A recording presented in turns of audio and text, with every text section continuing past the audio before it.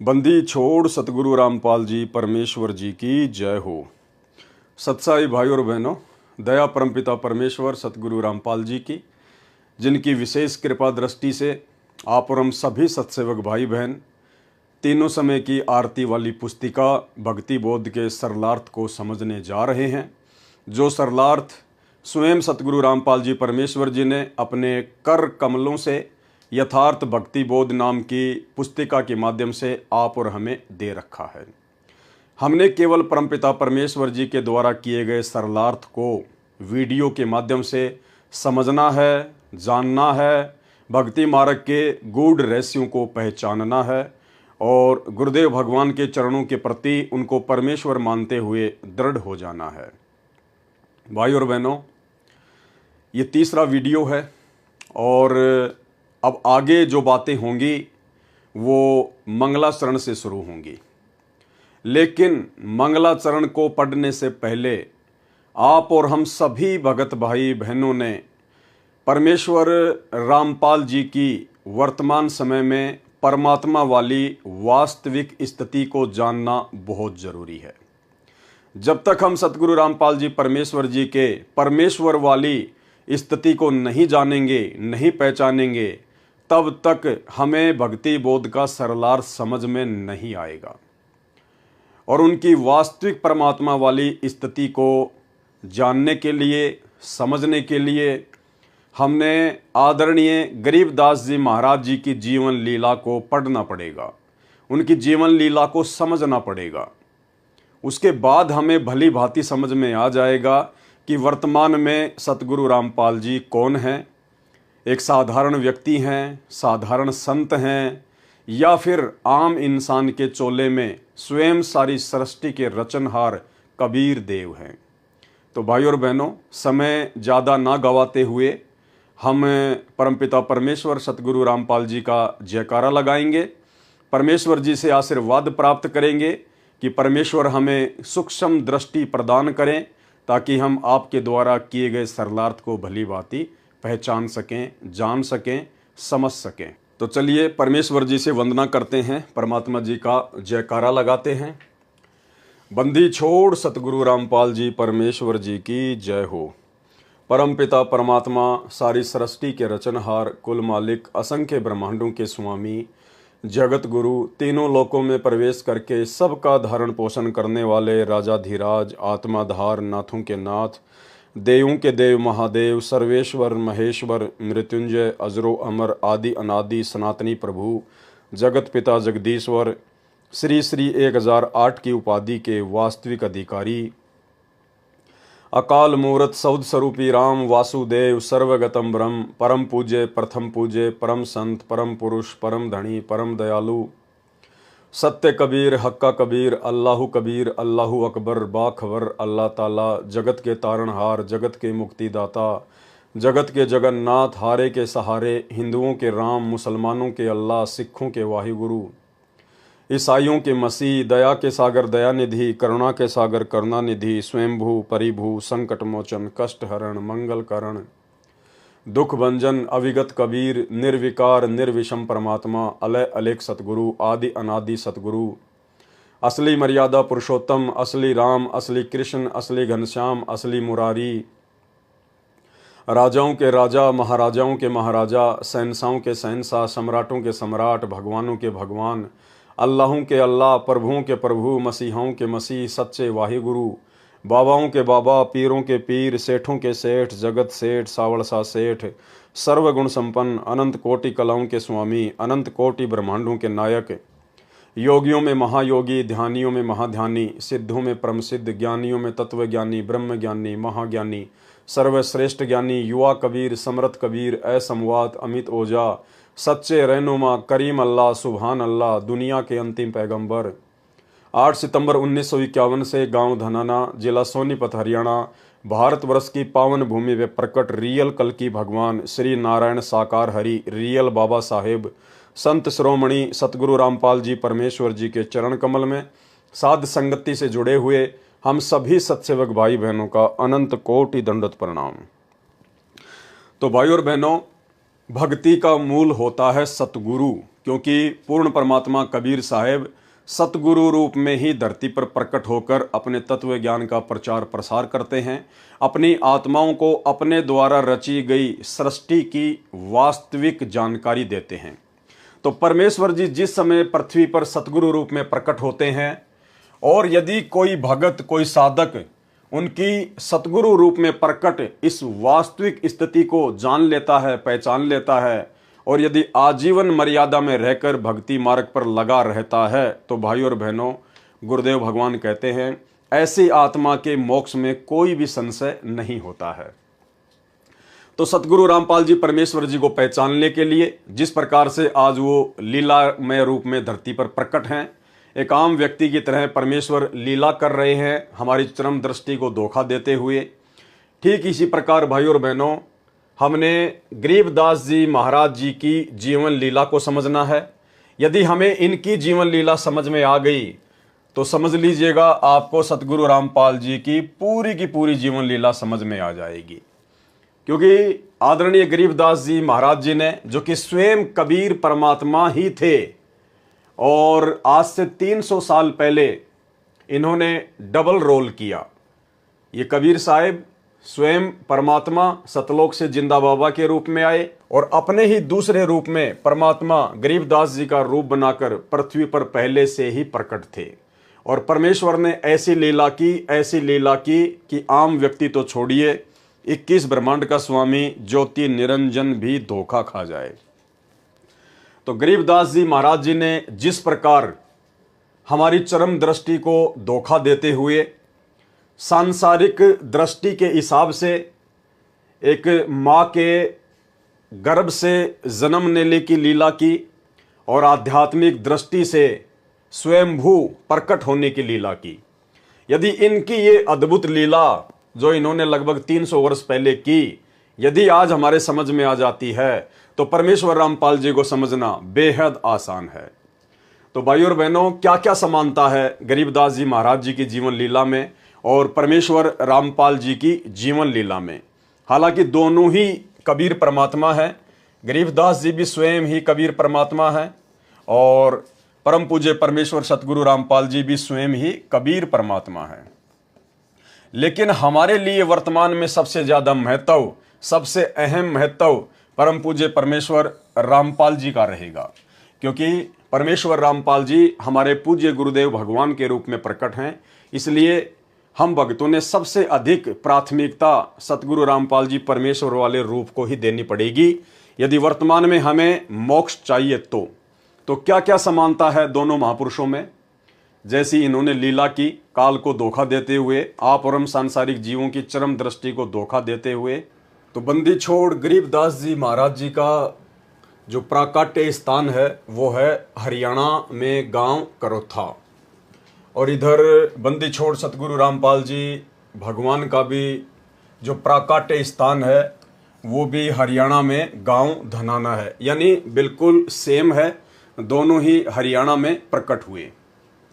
और भाइयों और बहनों, ये भक्ति बोध पुस्तक जिससे हम 3 समय की आरती करते हैं, इसमें यदि आपने नोटिस किया हो तो शुरुआत में इसमें हमारी गुरु प्रणाली लिखी हुई है, गुरु प्रणाली। और गुरु प्रणाली में सबसे पहले नंबर पर नाम आता है बंदी छोड़ कबीर साहिब। सबसे पहले जो नाम लिखा है बंदी छोड़ कबीर साहिब जी महाराज। दूसरे नंबर पर लिखा है बंदी छोड़ गरीबदास जी महाराज। तीसरे नंबर पर है संत शीतलदास जी महाराज। यानी बंदी छोड़ जो शब्द है वो केवल इस भक्ति बोध में जो हमारी गुरु प्रणाली है, केवल शुरुआत में 2 महापुरुषों के नाम से पहले ही लगा है। सबसे पहले बंदी छोड़ कबीर साहिब जी महाराज, दूसरे नंबर पर बंदी छोड़ गरीबदास जी महाराज। इसके अलावा जितने भी संत हुए हैं गुरु प्रणाली में, किसी के भी नाम से पहले बंदी छोड़ शब्द नहीं लगा है। और सबसे लास्ट में जब हमारे पूज्य गुरुदेव जी का नाम आता है तो फिर हम भगत भाई बहन बोलते हैं बंदी छोड़ सतगुरु रामपाल जी भगवान। यानी पूरी गुरु प्रणाली में जिसमें 11 क्रमांक हैं, केवल 3 ही महापुरुषों के नाम से पहले बंदी छोड़ शब्द लगता है। इसका क्या मतलब है? इसका मतलब यह है कि जिस महापुरुष के नाम से पहले बंदी छोड़ शब्द लगता है वो कोई आम प्राणी नहीं होता है, वो कोई आम साधु संत महात्मा नहीं होता है, वो स्वयं परमात्मा ही होता है। बंदी छोड़ शब्द केवल कबीर परमात्मा के नाम से पहले ही लगता है और किसी के नाम से पहले नहीं। तो इससे ये साबित होता है कि संत गरीबदास जी और परम पूज्य परमेश्वर सतगुरु रामपाल जी भगवान, जिन दोनों महापुरुषों के नाम से बंदी छोड़ शब्द लगा है, इसका मतलब बंदी छोड़ शब्द का मतलब होता है कि वो परमेश्वर शुरू से ही बंदी छोड़ की भूमिका निभाता है, वो शुरू से ही परमात्मा की भूमिका निभाता है। अब देखिए भाइयों और बहनों, भूमिका तो नानक जी के रूप में भी स्वयं कबीर परमेश्वर जी ने ही निभाई थी। जब कबीर परमात्मा ने जिंदा महात्मा के रूप में बेई नदी से आदरणीय नानक जी को उनके शरीर से उनकी आत्मा को निकालकर सतलोक लेकर गए और जब वापस उनकी आत्मा को छोड़ने का अभिनय किया, तो हम सबको पता है ज्ञान आधार से कि वापस आदरणीय नानक जी की आत्मा उस शरीर में नहीं आई थी। आदरणीय नानक जी एक अच्छी आत्मा थे, उनको परमेश्वर ने मिनी सतलोक में बैठा दिया था। उनको तो वर्तमान में मनुष्य जन्म देना था, दे दिया होगा या परमेश्वर आगे देंगे, उनकी मौज। उसके बाद नानक जी के रूप में सारी की सारी लीला स्वयं बंदी छोड़ कबीर साहिब जी ने ही की थी। लेकिन फिर भी नानक जी के नाम से पहले बंदी छोड़ शब्द नहीं लगा। क्यों? क्योंकि वो शुरू से ही बंदी छोड़ नहीं थे। नानक जी पहले एक जीव थे, आप और हमारी तरह एक सामान्य प्राणी थे, इंसान थे। जब उनको परमात्मा मिले बेई नदी पर, उसके बाद से परमात्मा ने नानक जी के रूप का सहारा लिया, यानी नानक जी वाले रूप में परमात्मा ने आगे लीलाएं की। इसलिए नानक जी के नाम से पहले बंदी छोड़ नहीं लगता, क्योंकि नानक जी शुरू से ही परमात्मा नहीं थे, शुरू से ही बंदी छोड़ नहीं थे। लेकिन आदरणीय गरीबदास जी के नाम से पहले बंदी छोड़ शब्द लगता है। इसका मतलब ये कोई भगत नहीं थे, कोई सामान्य आत्मा नहीं थी। ये शुरू से ही, जब से परमेश्वर ने संसार की चरम दृष्टि को धोखा देते हुए एक माँ के गर्भ से जन्म लेने वाली लीला की, तभी से ये परमात्मा बंदी छोड़ है। और दूसरी तरफ सतगुरु रामपाल जी परमेश्वर, जिनके नाम से पहले बंदी छोड़ लगता है, इन्होंने भी सांसारिक लोगों की, आप और हमारी चरम दृष्टि को धोखा देते हुए एक माँ के गर्भ से जन्म लेने की अद्भुत लीला करते हुए इन्होंने जो खेल रचा, जो अद्भुत लीला की, वो शुरू से ही की। इसलिए सतगुरु रामपाल जी के नाम से पहले बंदी छोड़ शब्द लगता है। और 650 साल पहले काशी बनारस में कबीर परमेश्वर जो सतलोक से आए थे, वो भी शुरू से ही परमात्मा थे, इसलिए उनके नाम से पहले बंदी छोड़ शब्द लगता है। इसके अलावा इस गुरु प्रणाली में और जितने भी संत महात्मा है, किसी के नाम से पहले भी बंदी छोड़ शब्द नहीं है। ये आप सबके घरों में है। ये हाथ कंगन को आरसी क्या, पढ़े लिखे को फारसी क्या, आप जी इसको पढ़कर देख सकते हैं। तो सबसे पहले नंबर पर है बंदी छोड़ कबीर साहिब जी महाराज, काशी उत्तर प्रदेश। दूसरे नंबर पर बंदी छोड़ गरीबदास जी महाराज, गांव छुडानी, झज्जर हरियाणा। तीसरे नंबर पर संत शीतल दास जी महाराज। यहाँ बंदी छोड़ नहीं लगा, क्योंकि संत शीतल दास जी गरीबदास जी के शिष्य थे, वो एक जीव आत्मा थी, आप और हमारी तरह। संत शीतल दास जी महाराज, गांव बरहाना, जिला रोहतक, हरियाणा। चौथे नंबर पर संत ध्यानदास जी महाराज। पांचवें नंबर पर संत रामदास जी महाराज। छठवें नंबर पर संत ब्रह्मानंद जी महाराज, गांव करोथा, जिला रोहतक, हरियाणा। सातवें नंबर पर संत जुगतानंद जी महाराज। आठवें नंबर पर संत गंगेश्वरानंद जी महाराज, गांव बाजिदपुर, दिल्ली। नौवें नंबर पर संत चिदानंद जी महाराज, गांव गोपालपुर धाम, सोनीपत, हरियाणा। 10वें नंबर पर संत राम देवानंद जी महाराज, तलवंडी भाई, फिरोजपुर, पंजाब। और 11वें नंबर पर पूर्ण परमेश्वर बंदी छोड़ सतगुरु रामपाल जी भगवान। तो बंदी छोड़ केवल 3 ही महापुरुषों के नाम से पहले लगता है। इसका मतलब आदरणीय गरीबदास जी महाराज शुरू से ही परमात्मा थे, बंदी छोड़ थे, प्रकट होने की लीला की। इसी प्रकार सतगुरु रामपाल जी परमेश्वर शुरू से ही बंदी छोड़ हैं, केवल इन्होंने प्रकट होने की लीला की है। इसके अलावा आदरणीय गरीबदास जी महाराज एक किसान परिवार में आए और जाट बिरादरी में आए। ठीक इसी प्रकार सतगुरु रामपाल जी परमेश्वर वर्तमान में एक किसान परिवार में आए और जाट बिरादरी में ही आए। वैसे संतों की कोई बिरादरी नहीं होती है, कोई जाति नहीं होती है। कहते हैं जाति न पूछो संत की, पूछ लीजियो ज्ञान, मोल करो तलवार का, पड़ी रहन दो म्यान। संतों से केवल ज्ञान पूछना चाहिए, लेकिन हम भाई बहन अपने परमेश्वर की वास्तविक स्थिति को समझने के लिए थोड़ा सा सहारा ले रहे हैं। तीसरे नंबर पर आदरणीय गरीबदास जी महाराज जी के मुंह बोले माता पिता, जिनकी माता जी का नाम था श्रीमती रानी देवी और जिनके पिताजी का नाम था श्री बलराम जी। ठीक इसी प्रकार सतगुरु रामपाल जी परमेश्वर जी के मुंह बोले माता पिता का नाम, माता जी का नाम था भगतमती इंद्रो देवी और पिताजी का नाम था श्री नंदराम जाट। आदरणीय गरीबदास जी महाराज जी साधारण वेशभूषा में रहा करते थे, जिस प्रकार हरियाणा का आम व्यक्ति रहता है, या विशेषकर हरियाणा के जाट समाज से संबंधित जो किसान भाई है वो पहना करते थे धोती कुर्ता या कुर्ता पायजामा। इन्होंने कोई भी आडंबर, लाल कपड़े, पीले कपड़े, कोई भी विशेष आडंबर इन्होंने अपने जीवन में नहीं किया। ठीक इसी प्रकार वर्तमान में परम पूज्य परमेश्वर सतगुरु रामपाल जी बिल्कुल साधारण वेशभूषा, जैसा कि हरियाणा का आम व्यक्ति पहनता है या विशेषकर हरियाणा में जाट बिरादरी से संबंधित लोग पहनते हैं, कुर्ता पायजामा या धोती कुर्ता। आदरणीय गरीबदास जी महाराज जी ने शादी भी की और संतान भी उत्पन्न हुई। उनकी 6 संतानें थी। इधर परमेश्वर रामपाल जी ने भी लीलामय रूप से शादी भी की और संतान उत्पत्ति भी हुई, 4 संतान।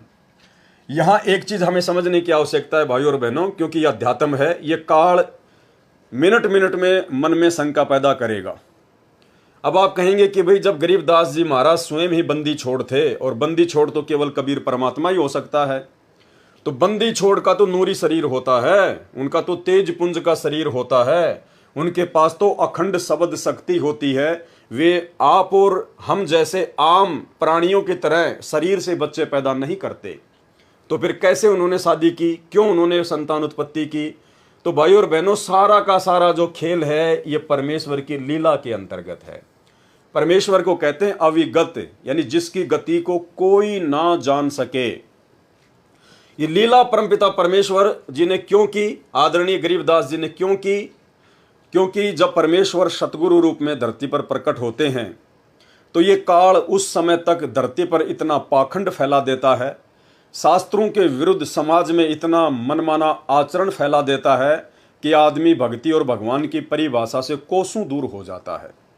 तो आदरणीय गरीबदास जी महाराज जी के आने से पहले, प्रकट होने से पहले, आम समाज में भक्ति मार्ग में एक धारणा प्रचलित थी कि भाई अगर परमात्मा प्राप्ति करनी है तो आजीवन ब्रह्मचार्य का पालन करना पड़ेगा, गृहस्थ जीवन में रह के परमात्मा की प्राप्ति नहीं की जा सकती। तो इस मिथ्या का, इस झूठ का, इस पाखंड का, इस शास्त्र विरुद्ध मनमाने आचरण का खंडन करते हुए आदरणीय गरीबदास जी महाराज जी ने लीलामय रूप से शादी भी की और 6 बच्चे भी उत्पन्न किए। और इन्होंने समाज में एक संदेश दिया कि जिस प्रकार से मैं गरीबदास शादीशुदा होते हुए, संतान उत्पत्ति करते हुए मैंने अंत में परमात्मा पाया, मैंने मोक्ष की प्राप्ति की। अर्थात यदि आपकी भक्ति विधि सही है, आपका गुरु पूर्ण है और आप यदि आजीवन गुरु मर्यादा में और गुरु वचन में रहते हैं तो आपके मोक्ष में कोई संशय नहीं है। भाई और बहनों, इस बात को और अच्छे से समझने के लिए, क्योंकि गरीबदास जी के जीवन से ही हमने सतगुरु रामपाल जी परमेश्वर जी के जीवन को समझना है, ठीक यही लीला सतगुरु रामपाल जी परमेश्वर जी ने की। इसी मिथ्या धारणा को तोड़ने के लिए सतगुरु रामपाल जी परमेश्वर जी ने वैसी ही लीला की, क्योंकि परमेश्वर ने यह दिखाना था कि गरीबदास जी के जीवन को आधार बनाकर ही मेरे भगत मेरी जीवन लीला को समझ पाएंगे। तो परमेश्वर सतगुरु रामपाल जी ने आदरणीय गरीबदास जी महाराज जी के शादी विवाह करने और संतान उत्पत्ति करने को लेकर अपने सत्संग में क्या बताया। परमेश्वर ने बताया कि गरीबदास जी तो स्वयं बंदी छोड़ थे, परमात्मा थे, उनको बच्चे उत्पन्न करने की आवश्यकता नहीं थी, लेकिन उन्होंने ऐसा क्यों किया? समाज में प्रचलित उस झूठी धारणा का खंडन करने के लिए कि भैया गृहस्थ आश्रम में रहकर यदि आप संयमित रहते हैं और यदि आप पूर्ण गुरु धारण करके आजीवन मर्यादा में रह के भक्ति करते हैं तो इस आत्मा के पूर्ण मोक्ष में कोई संशय नहीं है। तो सुनिए सतगुरु रामपाल जी परमेश्वर जी के मुख कमल से वो अमर सत्संग, जिसमें उन्होंने आदरणीय गरीबदास जी महाराज जी के पूर्ण परमात्मा होते हुए भी शादी करने और बच्चे उत्पन्न करने को लेकर क्या कुछ कहा है। और उसके बाद में आपको आसानी से समझ में आ जाएगा कि ठीक वही लीला सतगुरु रामपाल जी परमेश्वर जी ने वर्तमान में शादी करने और संतान उत्पत्ति करके की है। तो सुनिए गुरुदेव के मुख कमल से छोटा सा सत्संग। लेकिन बंदी छोड़ गरीबदासियों ने इसको बहुत आसान किया है। इसको ऐसा मार्ग बता दिया है कि आप काम करते हुए अपने खेत में, जैसे उन्होंने उदाहरण दे के बताया, नहीं तो उस भगवान ने यहां पर आने की कोई आवश्यकता नहीं थी और ना ही उन्होंने बच्चे पैदा करने की आवश्यकता थी, क्योंकि वो पूर्ण ब्रह्म परमात्मा थे। लेकिन हमारे इस भ्रम को दूर करने के लिए कि आपके मन में क्या जमा हो चुकी, हमारे अंदर भी यही थी। हम तो एक साधारण सा अपना नाम ले लिया करते थे, आरती कर लिया करते थे, जब तक हमने पूर्ण ज्ञान नहीं हुआ था, इस उद्देश्य से कि हमारे थोड़े बहुत काम सर जाएंगे, भगवान की आरती कर लें। बाकी प्राप्ति की हमें कोई उम्मीद नहीं थी, परमात्मा प्राप्ति की। जब से बंदी छोड़ गरीबदासियों का, कबीर साहिब का ज्ञान देखा, इसको समझा, और वे साथ में ये भी पता चला कि ये गृहस्थी थे, बाल बच्चेदार थे, इन्होंने अपने बच्चों के सारी ये क्रियाक्रम किया, विवाह भी किया और साथ में उनका पालन पोषण भी किया और फिर भक्ति करके परमात्मा प्राप्ति भी की। तो जब हमारे मन में यह कुछ उत्सुकता पैदा हुई कि जब बंदी छोड़ गरीबदास जी सारे काम को करते हुए पार हुए तो हम भी हो सकते हैं। उसके बाद आदरणीय गरीबदास जी महाराज जी को सतलोक से चलकर स्वयं परमात्मा आकर मिले। कहाँ मिले? गांव छुडानी के खेतों में। जिस समय गरीबदास जी महाराज अपने कुछ 10-12 साथियों के साथ में गायें चरा रहे थे, उस समय जिंदा महात्मा के रूप में कबीर परमेश्वर इनको आकर मिले और जिसके प्रत्यक्ष दृष्टा इनके साथी 8-10 जो गवाले थे, जो पाली थे, जो इनके साथ में गौवें चरा रहे थे, उन्होंने भी उनको देखा। ठीक इसी प्रकार सतगुरु रामपाल जी परमेश्वर, अब हालांकि ये तो स्वयं ही परमात्मा है, स्वयं ही परमेश्वर हैं, इनको कौन आके मिलेगा, लेकिन फिर भी परमेश्वर जी ने एक आम व्यक्ति की भूमिका निभाते हुए ये दर्शाया कि मुझे भी मार्च 1997 में दिन के 10 बजे कबीर परमात्मा आकर मिले। ये सत्संग आपने गुरुदेव भगवान के मुख कमल से कई बार सुन रखा होगा, जिसमें गुरुदेव ने कहा है कि सन 1997 में जब वो ठीक का समय आया कि जब आवेगा 5500 पांचा, तब ये वचन मेरा होगा साचा। 5000 और 500 जब कलयुग बीत जाए, महापुरुष फरमान तब जग तारन को आए। तो कलयुग के 5500 वर्ष सन 1997 में कंप्लीट होते हैं। उसके विषय में गुरुदेव ने बताया कि 1997 में दिन के 10 बजे कबीर परमात्मा मुझे आकर मिले और सार नाम दान करने का आदेश देकर अंतर ध्यान हो गए। ये परमेश्वर जी ने लीला की, जबकि इस बात का कोई भी प्रत्यक्ष दृष्टा नहीं है, लेकिन ये परमेश्वर हैं। ये उस वाणी को सिद्ध करने के लिए परमेश्वर जी ने ऐसा कहा है, ऐसी इन्होंने लीला की है। और परमेश्वर जी ने यदि कहा है गुरुदेव भगवान ने, और कहते हैं साध वचन पलटे नहीं, चाहे पलट जाए ब्रह्मांड, तो परमेश्वर जी ने ये लीला आप और हम भगत भाई बहनों को समझाने के लिए और अध्यात्म में परमेश्वर की उस अमर वाणी को सत्य साबित करने के लिए कि 5000 और 500 जब कलयुग बीत जाए, महापुरुष फरमान तब जग तारन को आए, ऐसी लीला परमात्मा ने की। तो परमेश्वर आदरणीय गरीबदास जी महाराज जी को भी आकर मिले और परमेश्वर परम पूज्य परमेश्वर सतगुरु रामपाल जी परमेश्वर जी को भी आकर मिले, अर्थात स्वयं का स्वयं से ही मिलन हुआ। उसके बाद में आदरणीय गरीबदास जी महाराज जी ने परमात्मा के मिलने से पहले भी चमत्कार किया, जिससे ये सिद्ध हो, ये साबित हो कि आदरणीय गरीबदास जी कोई सामान्य व्यक्ति नहीं थे, बल्कि स्वयं ही बंदी छोड़ थे, कबीर परमात्मा थे। क्या चमत्कार किया इन्होंने? जब आदरणीय गरीबदास जी महाराज लीलामय रूप से मात्र 3 ही दिन के हुए थे, मात्र 3 ही दिन के, तीसरे दिन इन्होंने अर्जुन और सरजुन को गांव छुडानी में बुलवाकर सार नाम दिया। कब? मात्र 3 दिन की आयु में, जब गरीबदास जी मात्र 3 दिन के ही थे। तो इससे साबित होता है कि गरीबदास जी महाराज जी स्वयं परमात्मा थे, स्वयं ही कबीर साहिब थे। अब यहां सतगुरु रामपाल जी परमेश्वर जी ने परमात्मा के मिलने से पूर्व, यानी 1997 में परमात्मा के मिलने से पूर्व उन्होंने क्या चमत्कार किया, कैसे उन्होंने ये साबित किया कि मैं स्वयं कबीर परमात्मा हूं, कोई परमात्मा का भेजा हुआ संत नहीं हूं। तो परमात्मा के मिलन से पूर्व चमत्कार सन 1992 की यह घटना है, क्योंकि सतगुरु रामपाल जी परमेश्वर जी ने लीलामय रूप से मुंह बोला गुरु बनाते हुए आदरणीय राम देवानंद जी को 17 फरवरी 1988 को नाम दीक्षा ली थी। और आदरणीय राम देवानंद जी से परमात्मा ने लीलामय रूप में सत्संग करने की जो आज्ञा थी वो ली थी 1993 में।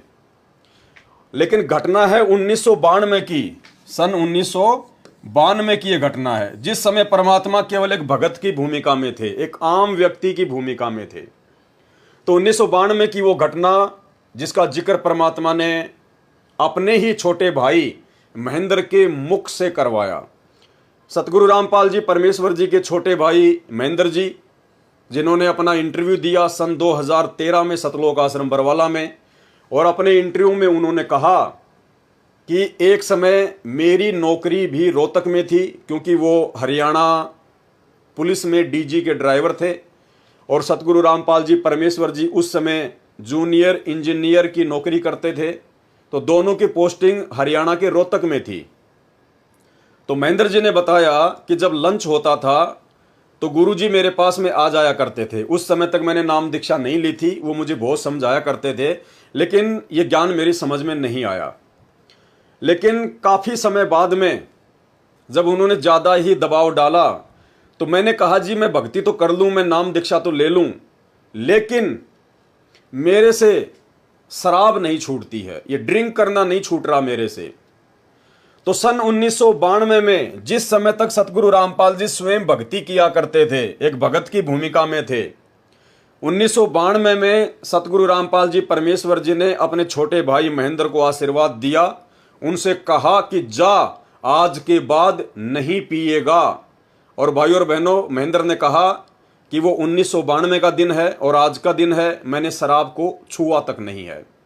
तो घटना 1992 की, जिस समय सतगुरु रामपाल जी परमेश्वर जी एक भगत की भूमिका में थे, और एक भगत, इस कबीर पंथ में भगत का ये नियम होता है कि वो ना किसी को आशीर्वाद दे सकता है, ना किसी का आशीर्वाद वो ले सकता है।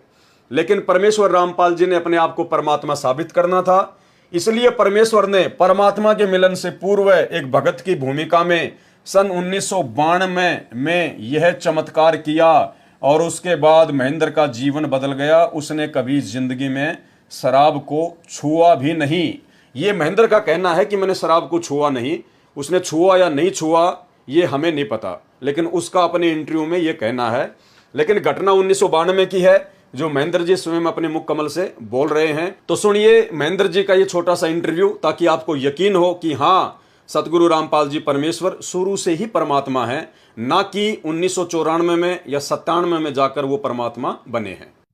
फिर मेरे जीवन में एक ऐसी घटना घटी, 1992 की बात है, कि मैं एक डीआईजी को लेकर के मधुबन गया हुआ था, पुलिस ट्रेनिंग सेंटर के अंदर।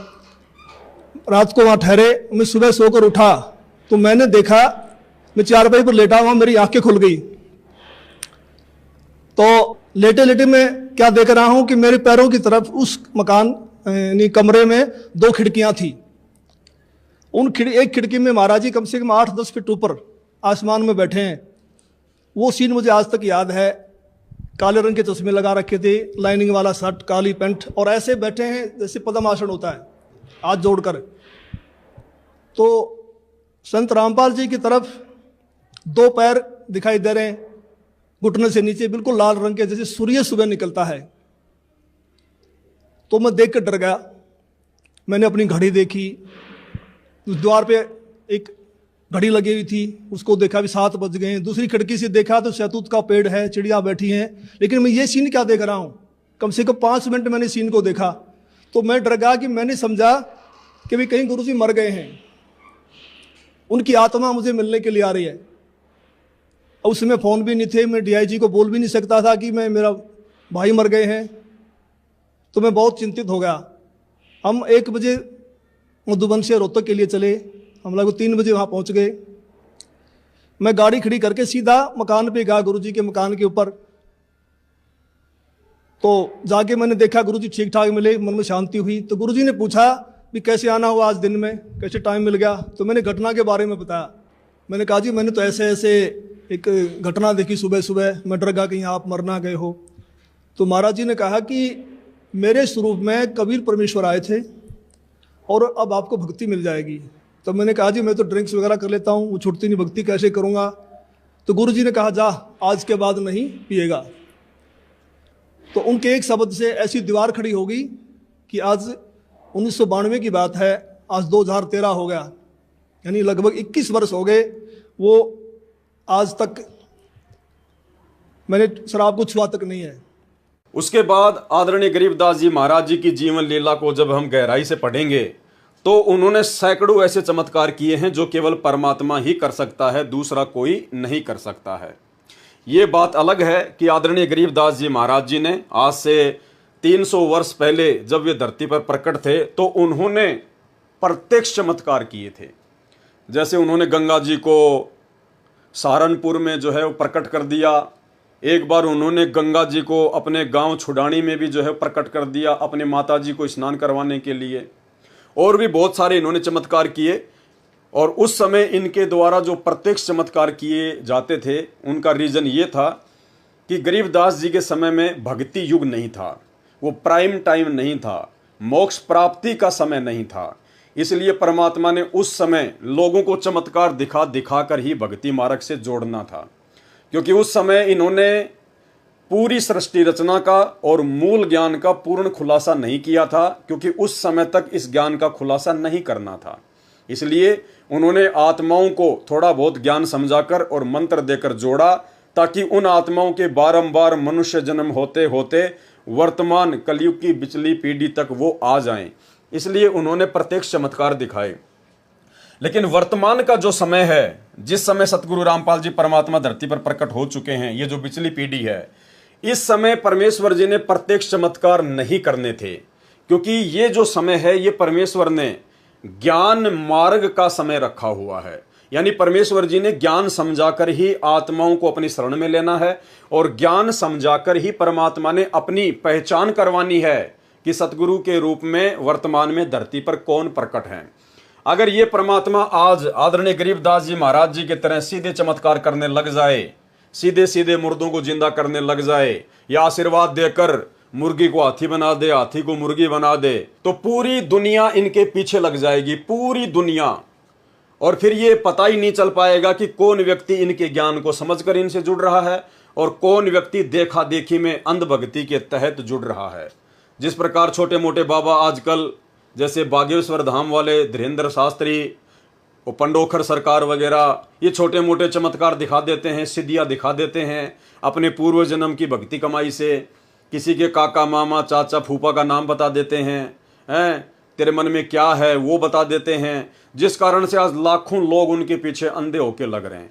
अगर यही चमत्कार ये परमात्मा करने लग जाता, इस प्रकार का पाखंड अगर ये परमात्मा करने लग जाता, तो भाई और बहनों आज इनके पीछे इतनी जनता होती कि पूरे बरवाला में पैर रखने की जगह नहीं मिलती। लेकिन परमेश्वर ने ऐसा नहीं करना था, क्योंकि ये भक्ति मार्ग है, यथार्थ सत्य भक्ति मार्ग है, शास्त्र अनुकूल भक्ति मार्ग है। परमात्मा ने अपनी हंस आत्माओं को, जिनके लिए परमात्मा युगों युगों से भटक रहे हैं, काल के साथ आंख मिचोली का खेल खेलते हुए, तो परमेश्वर ने केवल अपना सत्य आध्यात्मिक ज्ञान देकर, सृष्टि रचना का ज्ञान देकर जीव आत्माओं से ज्ञान आधार से अपनी पहचान करवानी है।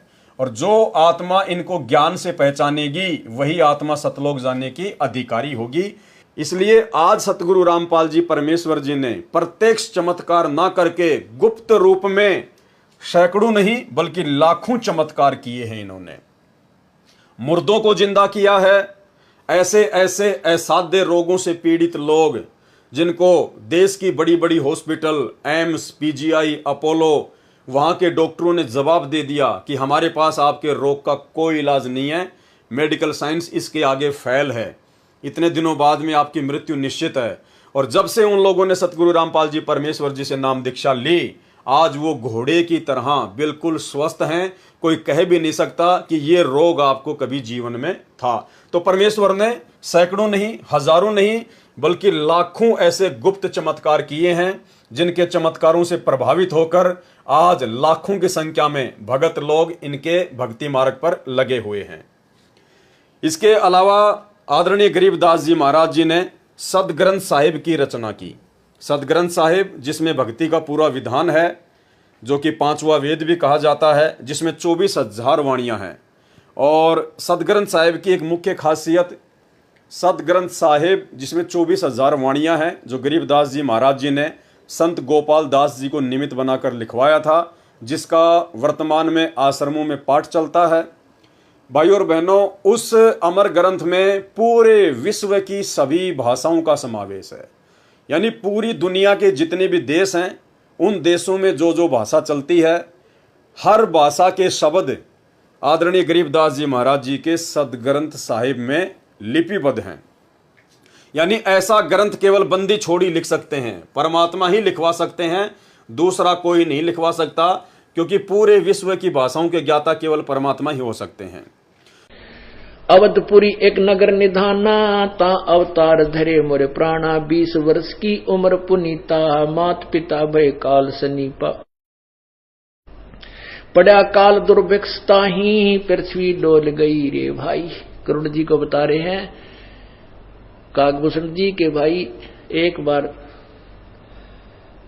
जब मैं 20 वर्ष की उम्र का था, एक दुर्भिक्ष काल, बहुत भयंकर काल पड़ा और मेरे माता पिता सब मृत्यु को प्राप्त हो गए।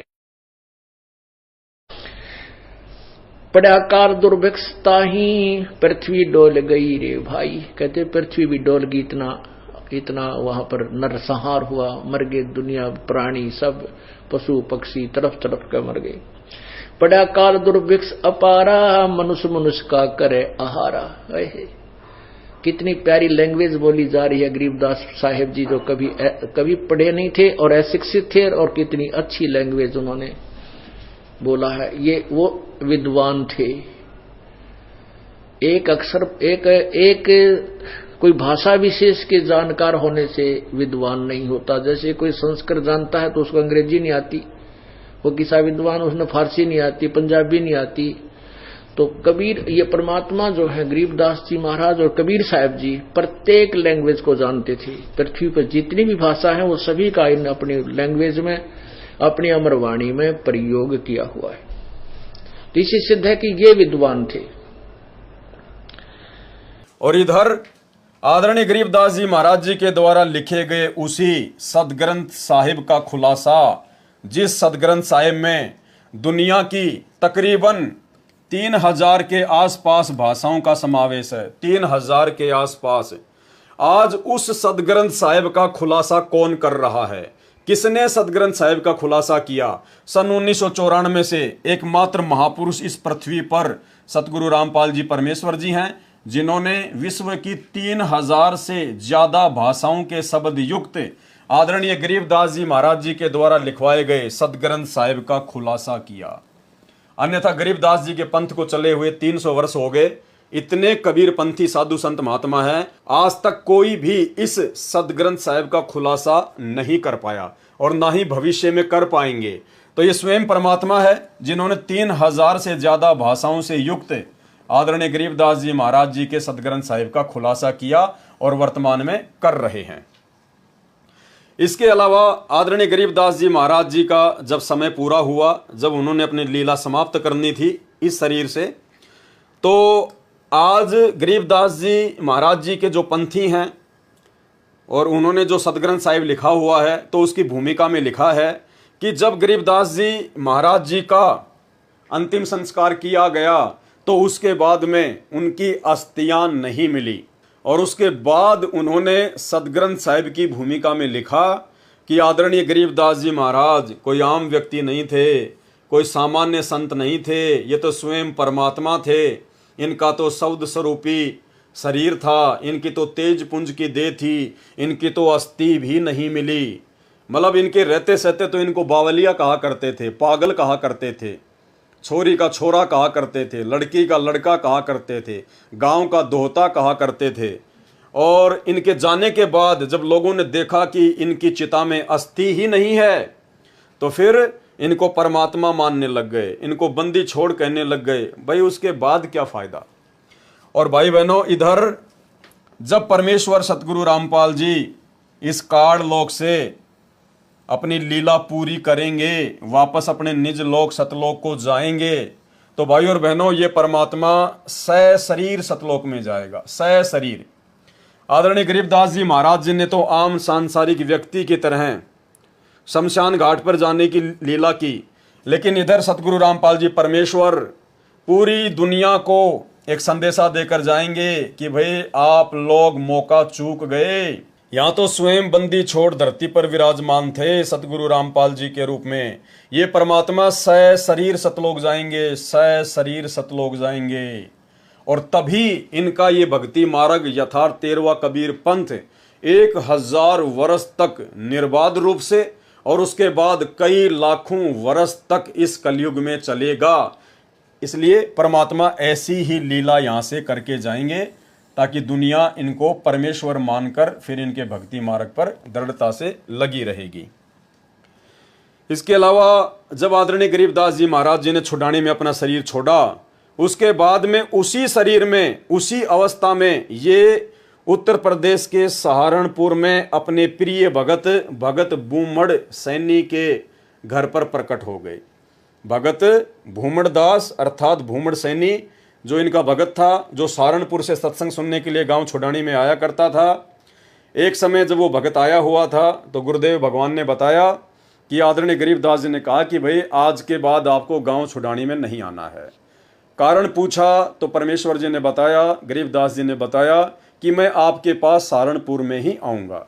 तो इन्होंने छुड़ानी में शरीर छोड़ने के बाद में उसी शरीर में ये लगभग 35 वर्ष तक उत्तर प्रदेश के सहारनपुर में रहे।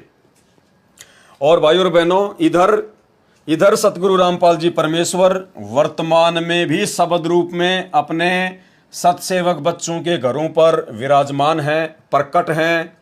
और सतलोक जाने के बाद भी ये परमात्मा शब्द रूप में अपने प्रत्येक बच्चे के साथ में, अपने प्रत्येक भक्तों के घरों में, जो भगत अपने घर को ही आश्रम बना लेंगे उन भक्तों के घरों पर परमात्मा विराजमान रहेंगे, प्रकट रहेंगे शब्द रूप में।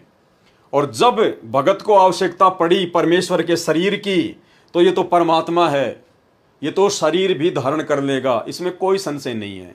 और इस प्रकार की लीलाएं परमात्मा करेंगे जिससे भक्तों का दृढ़ विश्वास भक्ति मार्ग पर लाखों साल तक बना रहेगा।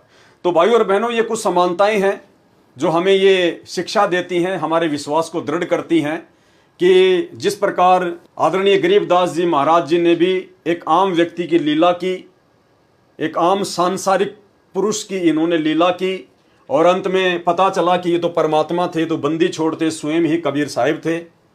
और इधर वही सारी की सारी लीला सतगुरु रामपाल जी परमेश्वर जी ने की है और कर रहे हैं और आने वाले समय में करेंगे। तो इससे साबित हो जाता है कि सतगुरु रामपाल जी परमेश्वर धरती पर स्वयं परमात्मा हैं, बंदी छोड़ हैं, सारी सृष्टि के रचनहार हैं। और हम भक्तों को किसी भी प्रकार का कोई डाउट इनकी लीला के ऊपर, इनके लीला में जीवन चरित्र के ऊपर नहीं होना चाहिए। इसके अलावा आदरणीय गरीबदास जी महाराज जी ने 24,000 वाणियों से युक्त सतग्रंथ साहिब को लिखवाया, उनकी रचना करवाई, लेकिन आदरणीय गरीबदास जी महाराज जी ने उन वाणियों का कभी खुलासा नहीं किया। कभी भी इन्होंने खुलासा नहीं किया, केवल वाणियां इन्होंने लिखवा दी सदग्रंथ साहिब के रूप में। और इधर सतगुरु रामपाल जी परमेश्वर जी उसी सदग्रंथ साहिब का खुलासा कर रहे हैं। भक्ति बोध, यथार्थ भक्ति बोध नामक पुस्तक में उन्होंने आदरणीय गरीबदास जी महाराज जी के सदग्रंथ साहिब का खुलासा किया। और सन 1994 में जब सतगुरु रामपाल जी परमेश्वर जी ने सत्संग करना शुरू किए, तो सन 1994 से लेकर 2000 तक आदरणीय गरीबदास जी महाराज जी के सदग्रंथ साहिब को आधार बनाकर ही सतगुरु रामपाल जी ने सत्संग किए, प्रवचन किए और उस ग्रंथ साहिब का पूर्ण खुलासा किया। आप जी 1997 के जिंद के सत्संग, रोहतक के सत्संग और करोथा के सत्संग सुन सकते हैं। वो जितने भी सत्संग हैं जो कि ऑडियो में हैं, सारे के सारे आदरणीय गरीबदास जी महाराज जी के द्वारा लिपिबद्ध करवाए गए विश्व की 3000 से ज्यादा भाषाओं के शब्दों युक्त सदग्रंथ साहिब को आधार बनाकर ही पूज्य गुरुदेव जी ने सत्संग किया। तो लिखा आदरणीय गरीबदास जी महाराज जी ने और आज उसका खुलासा किया सतगुरु रामपाल जी परमेश्वर जी ने। यानी पूरे विश्व की भाषाओं के जानकार या तो गरीबदास जी महाराज जी थे या वर्तमान में सतगुरु रामपाल जी परमेश्वर जी हैं। अवधपुरी एक नगर निधाना, ता अवतार धरे मोरे प्राणा। 20 वर्ष की उम्र पुनीता, मात पिता भय काल सनीपा। पड़ा काल दुर्भिक्षता ही, पृथ्वी डोल गई रे भाई। करुण जी को बता रहे हैं काकभूषण जी के भाई, एक बार जब मैं 20 वर्ष की उम्र का था, एक दुर्भिक्ष काल, बहुत भयंकर काल पड़ा और मेरे माता पिता सब मृत्यु को प्राप्त हो गए। पड़ा काल दुर्भिक्षता ही, पृथ्वी डोल गई रे भाई। कहते पृथ्वी भी डोल गई, इतना वहां पर नरसंहार हुआ, मर गए दुनिया, प्राणी सब, पशु पक्षी तरफ तरफ के मर गए। पड़ा काल दुर्भिक्ष अपारा, मनुष्य मनुष्य का करे आहारा। कितनी प्यारी लैंग्वेज बोली जा रही है गरीबदास साहिब जी, जो कभी पढ़े नहीं थे और अशिक्षित थे, और कितनी अच्छी लैंग्वेज उन्होंने बोला है। ये वो विद्वान थे।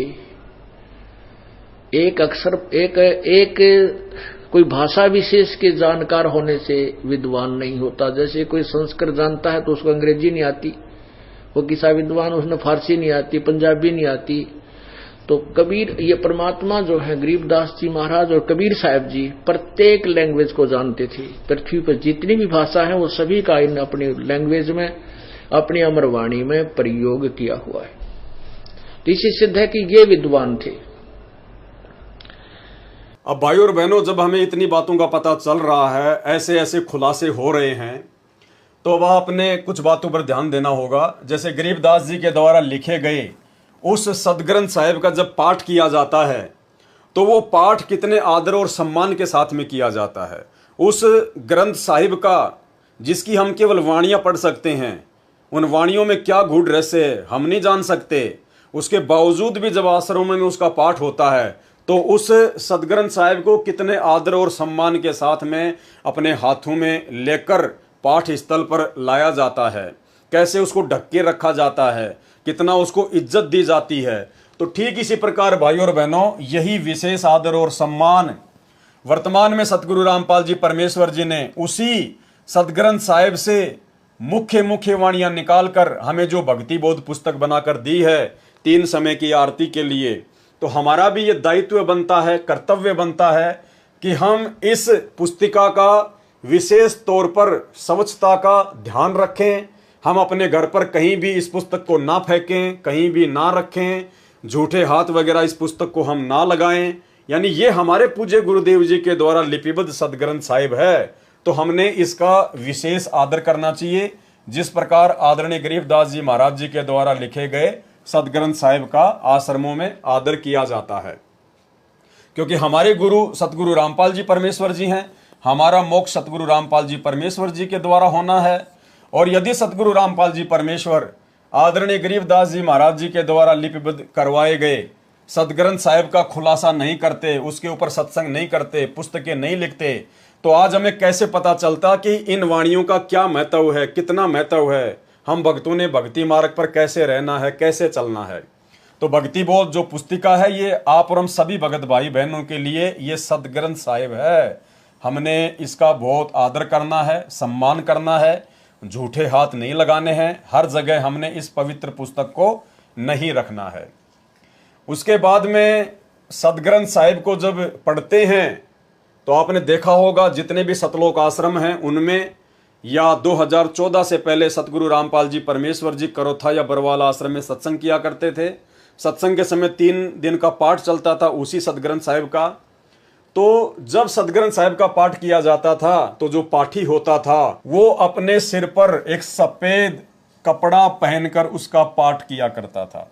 यानी जितने भी पाठी बारी बारी से सदग्रंथ साहिब का पाठ किया करते थे आश्रमों में या वर्तमान में करते हैं, तो आपने नोटिस किया होगा कि जो पाठी होते हैं वो अपने सिर पर एक सफेद वस्त्र डालकर ही पाठ करता है। तो वैसे हम सत्सेवक भाई बहन तो काफी लंबे समय से जब भी हम तीनों समय की आरती करते हैं भक्ति बोध पुस्तक को हाथ में लेकर, तो हम सभी भगत भाई बहन अपने अपने सिर पर सफेद जो कपड़ा है वो डालकर ही आरती करते हैं। और जो माता बहनें हैं जो अपने सर पर कोई चुन्नी वगैरह या वैसे दूसरा अपना कोई वस्त्र पहनती हैं, तो उनको अलग से कोई सफेद वस्त्र अपने सिर पर डालने की आवश्यकता नहीं है। लेकिन जो पुरुष भगत हैं वो अपने सर पर सफेद कपड़ा ओढ़ कर ही तीनों समय की आरती करते हैं, इन वाणियों का पाठ करते हैं। इसके अलावा आपने ये भी देखा होगा इन आश्रमों में कि जब जब आदरणीय गरीबदास जी के द्वारा लिपिबद्ध करवाए गए सदग्रंथ साहिब का पाठ किया जाता है तो पाठी अपने मुंह से बोलकर ही पाठ करता है। आदरणीय गरीबदास जी के सदग्रंथ साहिब को सामने रखकर जो पाठी होते हैं वो अपने मुंह से बोलकर पाठ करते हैं। तो भाई और बहनों, हमारा सदग्रंथ साहिब है भक्ति बोध, हमारे पूज्य गुरुदेव भगवान के द्वारा लिखा हुआ है। हमने भी केवल इसका पाठ करना है। देखो, अगर आप ध्यान से देखोगे, आप सबके घरों में भक्ति बोध पुस्तक है, उसके नीचे नीचे लिखा होता है, मेन पृष्ठ पर नीचे नीचे यहां लिखा होता है मूल्य नित्य नियम पाठ। यानी गुरुदेव भगवान ने जब हमें नाम दीक्षा दी, जब हमें नाम दीक्षा प्राप्त होती है तो उस समय हमारे को निःशुल्क ये भक्ति बोध मिलती है। और उस समय भाई और बहनों जब हम देखेंगे इस भक्ति बोध के यहां पर तो नीचे लिखा हुआ है मूल्य नित्य नियम पाठ। यानी गुरुदेव भगवान कहते हैं कि भाई मैं तुम्हें जो निःशुल्क भक्ति बोध पुस्तक दे रहा हूं, यदि तुम तीनों समय इस पुस्तक को हाथ में लेकर इसका पाठ करोगे, स्वाध्याय करोगे, तीनों समय की आरतियां हाथ में लेके करोगे, नित्य तुम इसको पढ़ोगे, तो समझना तुम अपने गुरुदेव के द्वारा फ्री में दी गई, निःशुल्क दी गई इस पुस्तक का मूल्य अदा कर रहे हो। अन्यथा यदि आप ऑडियो वीडियो में आरती लगाकर सुनते हैं, अपना कोई काम भी करने लग जाते हैं, तो आप अपने गुरुजी के साथ में धोखा कर रहे हैं और खुद के साथ में बहुत बड़ा धोखा कर रहे हैं। दास आपको पहले ही बता चुका है, जो भगत भाई बहन नेत्रहीन हैं, जो अनपढ़ हैं, जो बुजुर्ग हैं, वो भाई बहन सतगुरु रामपाल जी परमेश्वर जी के मुख कमल से तीनों समय की आरतियां जो ऑडियो या वीडियो में डालकर दी हुई हैं वो कर सकते हैं। वो विशेष परिस्थितियों में ऐसे ही भगत भाई बहनों के लिए हैं, ना कि आम सामान्य भक्तों के लिए।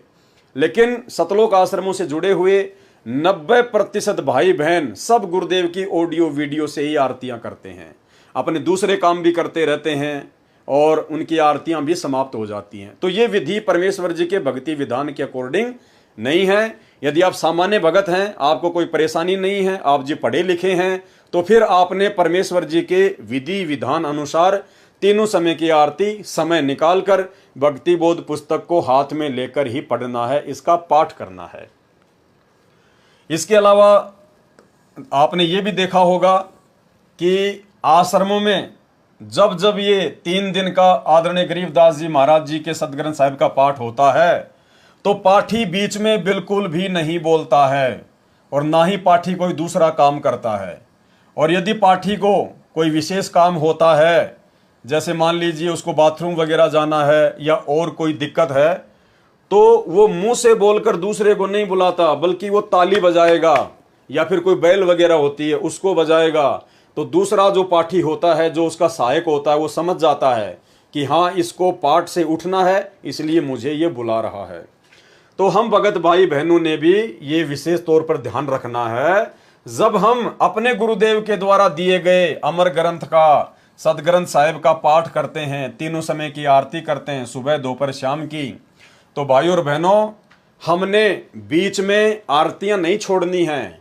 हमने छोटी छोटी बातों पे बीच में आरती को छोड़कर नहीं जाना है, और ना हमने कोई बातचीत करनी है। हमारा पूरा फोकस, हमारा पूरा ध्यान केवल आरती पर होना चाहिए, परमेश्वर जी की वाणियों पर होना चाहिए, शब्दों पर होना चाहिए।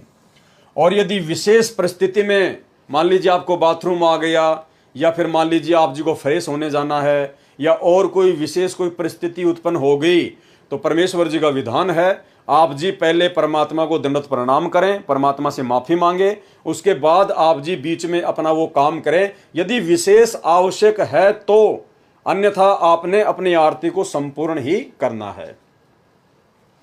और इसके अलावा स्वच्छता का विशेष ध्यान रखना। तो भाइयों और बहनों, जिस प्रकार से सदग्रंथ साहिब को महत्व दिया जाता है, स्वच्छता को लेकर, साफ सफाई को लेकर, हर जगह उसको नहीं डाला जाता है, उसको एक कपड़े में जो है लपेट कर उसको जो है रखा जाता है, ताकि इसके ऊपर कोई मिट्टी वगैरह, कोई धूल वगैरह ना जमे। ठीक इस प्रकार हम भगत भाई बहनों ने भी आरती करने के बाद में स्वच्छ और साफ सुथरी जगह पर ही भक्ति बोध को रखना होता है। इसके अलावा भाइयों और बहनों, आदरणीय गरीबदास जी महाराज जी की जीवन लीला को समझने के लिए छोटे छोटे कुछ वीडियो हैं जो सतगुरु रामपाल जी परमेश्वर जी ने अपने सत्संगों में हमें सुनाए हैं। इन छोटे छोटे वीडियो को जब हम सुनेंगे जो आदरणीय गरीबदास जी महाराज जी की जीवन लीला के ऊपर हैं, उसके बाद हमें सतगुरु रामपाल जी परमेश्वर जी की वास्तविक स्थिति का और अच्छे से ज्ञान हो जाएगा कि सतगुरु रामपाल जी परमेश्वर कोई आम भगत, आम व्यक्ति या आम संत नहीं, बल्कि स्वयं सारी सृष्टि के रचनहार कुल मालिक कबीर परमेश्वर हैं। तो सबसे पहले आदरणीय गरीबदास जी महाराज जी के विषय में सतगुरु रामपाल जी परमेश्वर जी ने बताया कि गरीबदास जी महाराज जी ने बताया अपने सदग्रंथ साहिब में कि भाई ना तो कबीर परमात्मा माँ के गर्भ से आए, और भाई ना हमने माँ के गर्भ से जन्म लिया, ना हम माँ के गर्भ से आए। हम यानी गरीबदास जी कह रहे हैं कि ना तो कबीर जी का जन्म हुआ और ना हम माँ के गर्भ से आए। तो ये सत्संग आप जी सतगुरु रामपाल जी परमेश्वर जी के मुख कमल से सुनिए, और सुनने के बाद में फिर आपको पक्का यकीन हो जाएगा।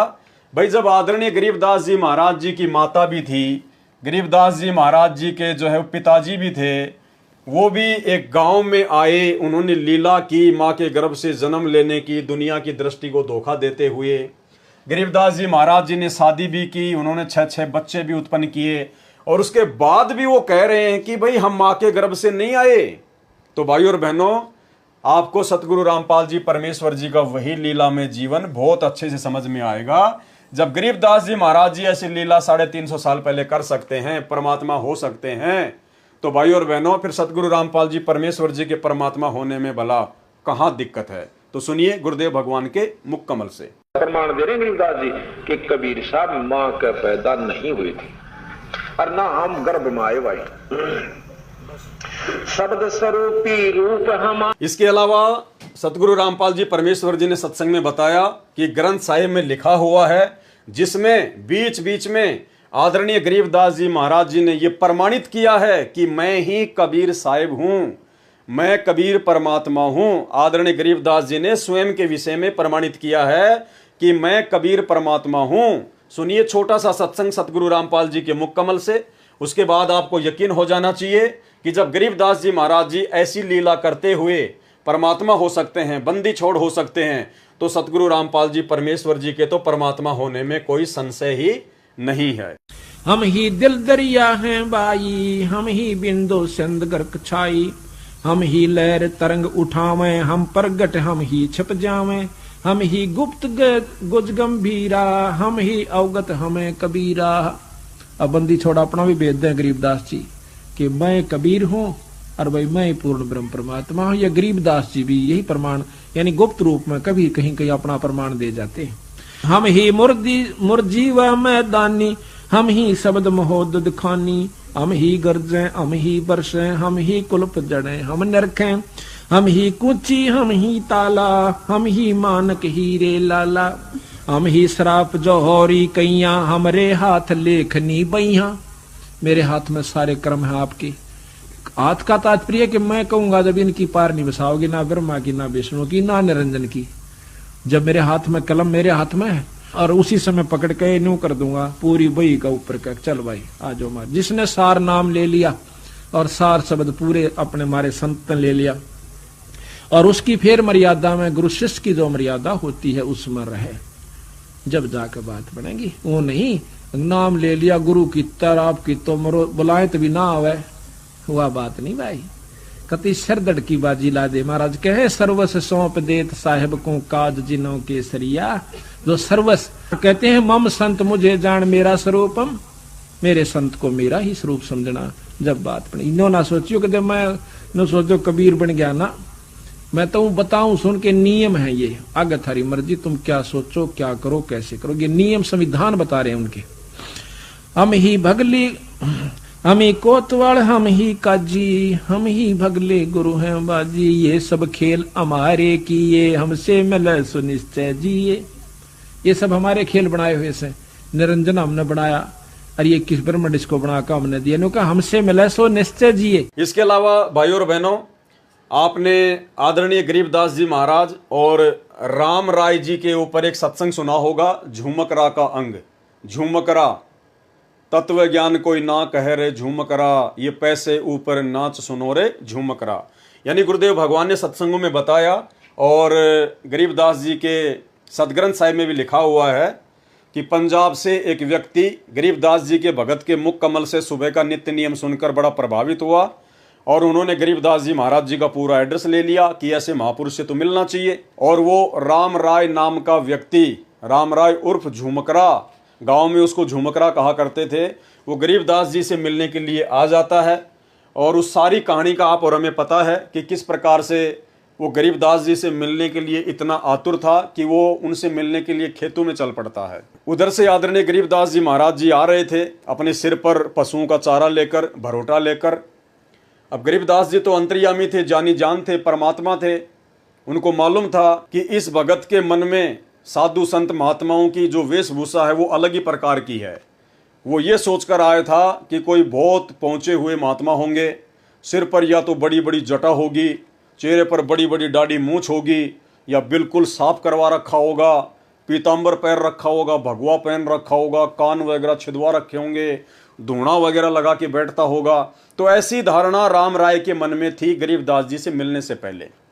तो गरीबदास जी तो जानी जान थे, अंतर्यामी परमात्मा थे, वो तो समझ गए उस बात को कि अगर मैंने अभी इसको कह दिया कि मैं हूं गरीबदास, तो ये यहीं से वापस पंजाब चला जाएगा, मेरी एक बात नहीं सुनेगा।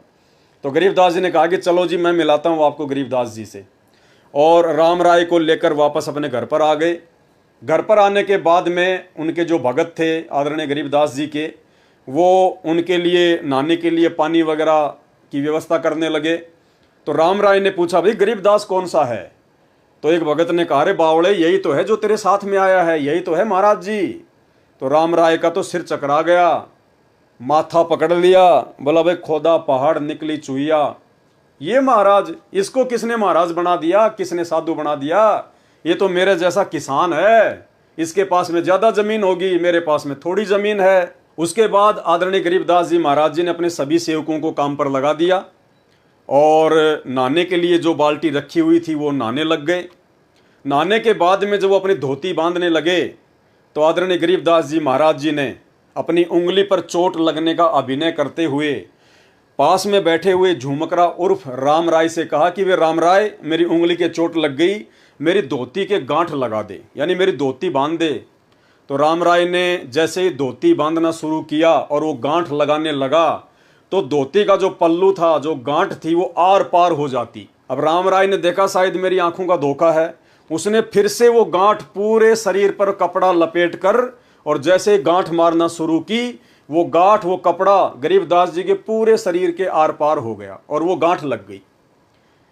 तीसरी बार उसने ऐसा ही किया कि हो सकता है मेरी आंखों का धोखा हो। फिर से उन्होंने गरीबदास जी के पूरे शरीर के वो कपड़ा लपेट कर और जैसे गांठ मारना शुरू की तो कपड़ा शरीर के आर पार होता हुआ उस कपड़े के गांठ लग गई।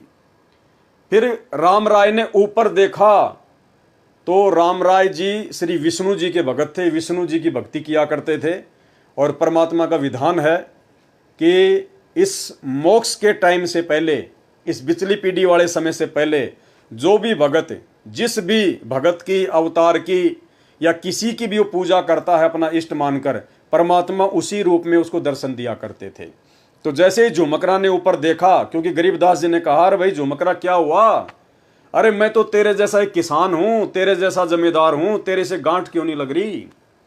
तो जब झुमकरा ने ऊपर देखा तो विष्णु जी के रूप में आदरणीय गरीबदास जी ने उनको दर्शन दिए, और उस समय उनको अपनी गलती का एहसास हुआ कि ये तो स्वयं परमात्मा है, ये तो भगवान है, मैं ही धोखे में था। तो कहने का मतलब है आदरणीय गरीबदास जी महाराज जी ने ये लीला की, अपने आप को परमात्मा साबित किया कि मेरा नूरी शरीर है, मेरा सौद स्वरूपी शरीर है, मेरा शरीर तुम आम जीवों की तरह हाड़ मांस का नहीं है, क्योंकि वो कपड़ा शरीर से आर पार होके गांठ लग रही थी। ठीक इसी प्रकार भाई और बहनों, सतगुरु रामपाल जी परमेश्वर जी के जीवन को जब आप देखेंगे, जब आप उनके भक्तों के इंटरव्यू सुनेंगे, या सतगुरु रामपाल जी परमेश्वर जी के मुख कमल से जो इन्होंने अपने भक्तों के इंटरव्यू सुनाए हैं, जब आप वो सुनोगे तो आपको पता चलेगा कि भगत जब सतगुरु रामपाल जी परमेश्वर जी के चरणों की सेवा किया करते थे, उस समय सतगुरु रामपाल जी परमेश्वर जी के चरण फोम से भी ज्यादा मुलायम, फोम से भी ज्यादा मुलायम, ना कोई हड्डी, ना किसी प्रकार का अन्य कोई आडंबर जो आप और हमारे इस हाड़ मांस के शरीर में होता है। एक भगत ने तो स्पेशल सतगुरु रामपाल जी की यही सोचकर परीक्षा ली थी कि अगर परमात्मा होगा तो हमारे जैसे उनके शरीर में हड्डियां नहीं होंगी, बिल्कुल कोमल शरीर होगा, रुई जैसा, जैसे कबीर जी का था। और जब वो भगत ये सोचकर सतगुरु रामपाल जी के चरणों की सेवा करने गया तो बिल्कुल उसने वैसा ही पाया, बिल्कुल वैसा ही, और वो अचंभित हो गया। तो सतगुरु रामपाल जी परमेश्वर जी ने कहा कि भगत देख, गुरु अपने चेले की परीक्षा लेके फिर उसको नाम दीक्षा देता है, लेकिन तूने तो अपने गुरु की परीक्षा ली है। अब यदि तू इस भक्ति मार्ग से हट गया तो परमात्मा तुझे कभी भी क्षमा नहीं करेगा। तो भाई और बहनों, सुनिए इंटरव्यू सतगुरु रामपाल जी परमेश्वर जी के भक्तों के, जिसमें आपको पता चलेगा कि जब वो परमेश्वर जी के चरणों की सेवा किया करते थे तो परमेश्वर जी के चरण रुई से ज्यादा मुलायम, फोम की तरह, क्योंकि परमेश्वर जी का सौद स्वरूपी शरीर है, नूरी शरीर है, तेज पुंज की देह है, आप और हमारी तरह हाड़ मांस की देह नहीं है। के बाद आश्रम क्रोथा में खाना खाया तो दर्द नहीं हुआ। दांतों को हाथ लगाकर देखा तो वो हिल रहे थे, लेकिन कम हिल रहे थे, और वो अब भी हिलते हैं लेकिन तकलीफ नहीं। इसके बाद दर्शनों के लिए गया तो चरण सेवा मिली तो सतगुरु देव के चरण ऐसे लगे जैसे फोम की रुई से भी नरम हो। तो मैं तो ऐसा हो गया कि न कोई चिंता और न कोई तकलीफ, मैं बहुत खुश हो गया। अपने आप ही मन में आता रहा कि इनसे ऊपर कोई और शक्ति नहीं। इसके अलावा आदरणीय गरीबदास जी महाराज स्वयं ही कबीर परमात्मा थे, बंदी छोड़ते। इसका एक अन्य जो प्रमाण है वो अर्जुन सर्जुन के द्वारा गरीबदास के रूप में कबीर परमात्मा जी की पहचान करना। यानी जब अर्जुन सर्जुन को आदरणीय गरीबदास जी ने 3 दिन की आयु में सारनाम दिया, उस समय सारनाम देने के बाद अर्जुन सर्जुन को गरीबदास जी ने कहा कि भाई अर्जुन सर्जुन, अब तो समझ में आ गई कि अपने गुरु में कभी दोष नहीं देखना चाहिए, क्योंकि अर्जुन सर्जुन ने 650 साल पहले यही गलती की थी। उन्होंने लोगों के कहने पर अपने गुरु के ऊपर संदेह कर लिया। जब परमेश्वर जी ने लीला की थी, अपनी ही एक शिष्या जो कि पहले वेश्यावर्ती का काम किया करती थी, गणिका थी, परमेश्वर से नाम लेने के बाद वो आश्रम में आने लग गई। भगत उनको टॉर्चर करने लग गए कि तू बदनाम औरत है, गुरुजी को बदनाम करेगी, आश्रम में मत आया कर। तो भक्तों के प्रति ऐसा रवैया देखकर कबीर परमेश्वर जी ने 64 लाख भक्तों की परीक्षा ली। उसी बहन को, गणिका को परमात्मा ने निमित्त बनाया, और उसी गणिका के तहत परमेश्वर जी ने अर्जुन सर्जुन की भी परीक्षा ली, और अर्जुन सर्जुन भी उस परीक्षा में फेल हो गए थे। यानी उन्होंने अपने गुरु के ऊपर संदेह कर लिया था। उसके बाद वो बहुत रोए। जब परमात्मा ने उनको समझाया, उनको अपनी गलती का एहसास भी हुआ, तो उस समय कबीर परमात्मा ने कहा कि भाई अब मेरे इस शरीर से तुम्हारा मोक्ष नहीं हो सकता, क्योंकि रहीमन धागा प्रेम का मत तोड़ो छिटकाए, टूटे से फिर ना जुड़े और जुड़े तो गांठ पड़ जाए। क्योंकि तुमने मेरे इस शरीर में दोष देख लिया, इसलिए तुम इस शरीर में पार नहीं हो सकते। तो अर्जुन ने बहुत ज़्यादा मिन्नतें की, प्रार्थना की, रोए, पैर नहीं छोड़े। तो परमात्मा ने कहा कि भाई ठीक है, आज से 250 साल बाद मैं गांव छुडानी में ऐसे दिल्ली के पास में हुमायूंपुर, वहाँ से एक गांव है छुडानी हरियाणा में, वहाँ पे मैं प्रकट होऊंगा और उस समय आपको मैं नाम दीक्षा दूंगा। तो उन्होंने कहा कि महाराज हमें कैसे पता चलेगा? बोला वो मेरा काम है तुम्हें सचेत करना।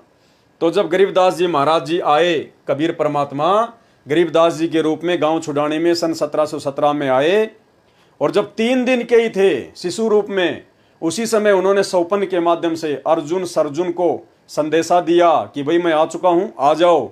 अर्जुन आए और मात्र 3 दिन की आयु में आदरणीय गरीबदास जी महाराज जी ने रानी माता को गहरी नींद में सुला दिया और मात्र 3 दिन की आयु में अर्जुन को सार नाम दिया। और वो 250 साल के अर्जुन आदरणीय गरीबदास जी के पैरों में पड़कर रोने लगे। उस समय 3 दिन की आयु के उस बच्चे आदरणीय गरीबदास जी महाराज जी ने कहा कि अर्जुन समझ में आ गई कि अपने गुरु जी पर कभी भी संदेह नहीं करना चाहिए, अपने गुरु में कभी भी दोष नहीं देखना चाहिए। तो ये एक प्रमाण है कि गरीबदास जी के रूप में अर्जुन ने अपने गुरु कबीर परमात्मा को पहचाना। तो आप जी सुनिए ये छोटा सा शब्द जिसकी एक चौपाई, जिसमें परमात्मा ने कहा है कि अर्जुन ने पहचान लिया और छुडानी में दर्शन आन किया। अर्जुन ने पहचान लिए, छुडानी में दर्शन आन किए। अर्जुन ने पहचान लिया, छुडानी में दर्शन आन किए। रानी नंदन हमने जान लिए, बल राम पिता जनाया है, भक्ति की भिक्षा दे मीद कटोरा लाया है। सत कबीर दवारे तेरे पे दास भिखारी आया है। तो भाइयों और बहनों, ठीक इसी प्रकार जैसे अर्जुन और सरजुन ने कबीर जी को आदरणीय गरीबदास जी के रूप में पहचान लिया था, ठीक इसी प्रकार आज हजारों की संख्या में सत्सेवक भाई और बहनों ने अपने उसी कबीर परमात्मा को, जो 650 साल पहले आए थे, हमारे गुरु थे, जो आज सतगुरु रामपाल जी परमेश्वर जी के रूप में पुण्य धरती पर प्रकट हो चुके हैं हमारा उद्धार करने के लिए, हमसे भक्ति करवाने के लिए। तो आज हजारों की संख्या में सत्सेवक भाई बहनों ने अपने कबीर परमात्मा को पहचान लिया है सतगुरु रामपाल जी परमेश्वर जी के रूप में। इसके अलावा जिस प्रकार से आदरणीय गरीबदास जी महाराज जी को, जो कि 300 साल पहले धरती पर सहशरीर प्रकट थे, जिनको दुनिया पहचान नहीं पाई और ना पहचानने के चलते दुनिया ने उनमें 100 नुक्स निकाले, 100 नुक्स। इसके ऊपर सतगुरु रामपाल जी परमेश्वर जी ने अपने सत्संग भी किया हुआ है। छोटा सा सत्संग 2 मिनट का सुन लीजिए, जिसमें गुरुदेव भगवान ने कहा है कि गरीबदास जी महाराज जी को ना पहचान कर दुनिया ने उनमें 100 नुक्स निकाले, उनको बावड़ा कहा, उनको पागल कहा, ना जाने क्या क्या उपाधियां उनको दी। और भोग की आरती के शब्द में हम पढ़ते हैं कि जीव जो ना सत्संग में आया, भेद ना उसे भजन का पाया। गरीबदास जी को भी बावड़ा बताया, क्या कर ले इस दुनिया शानी का।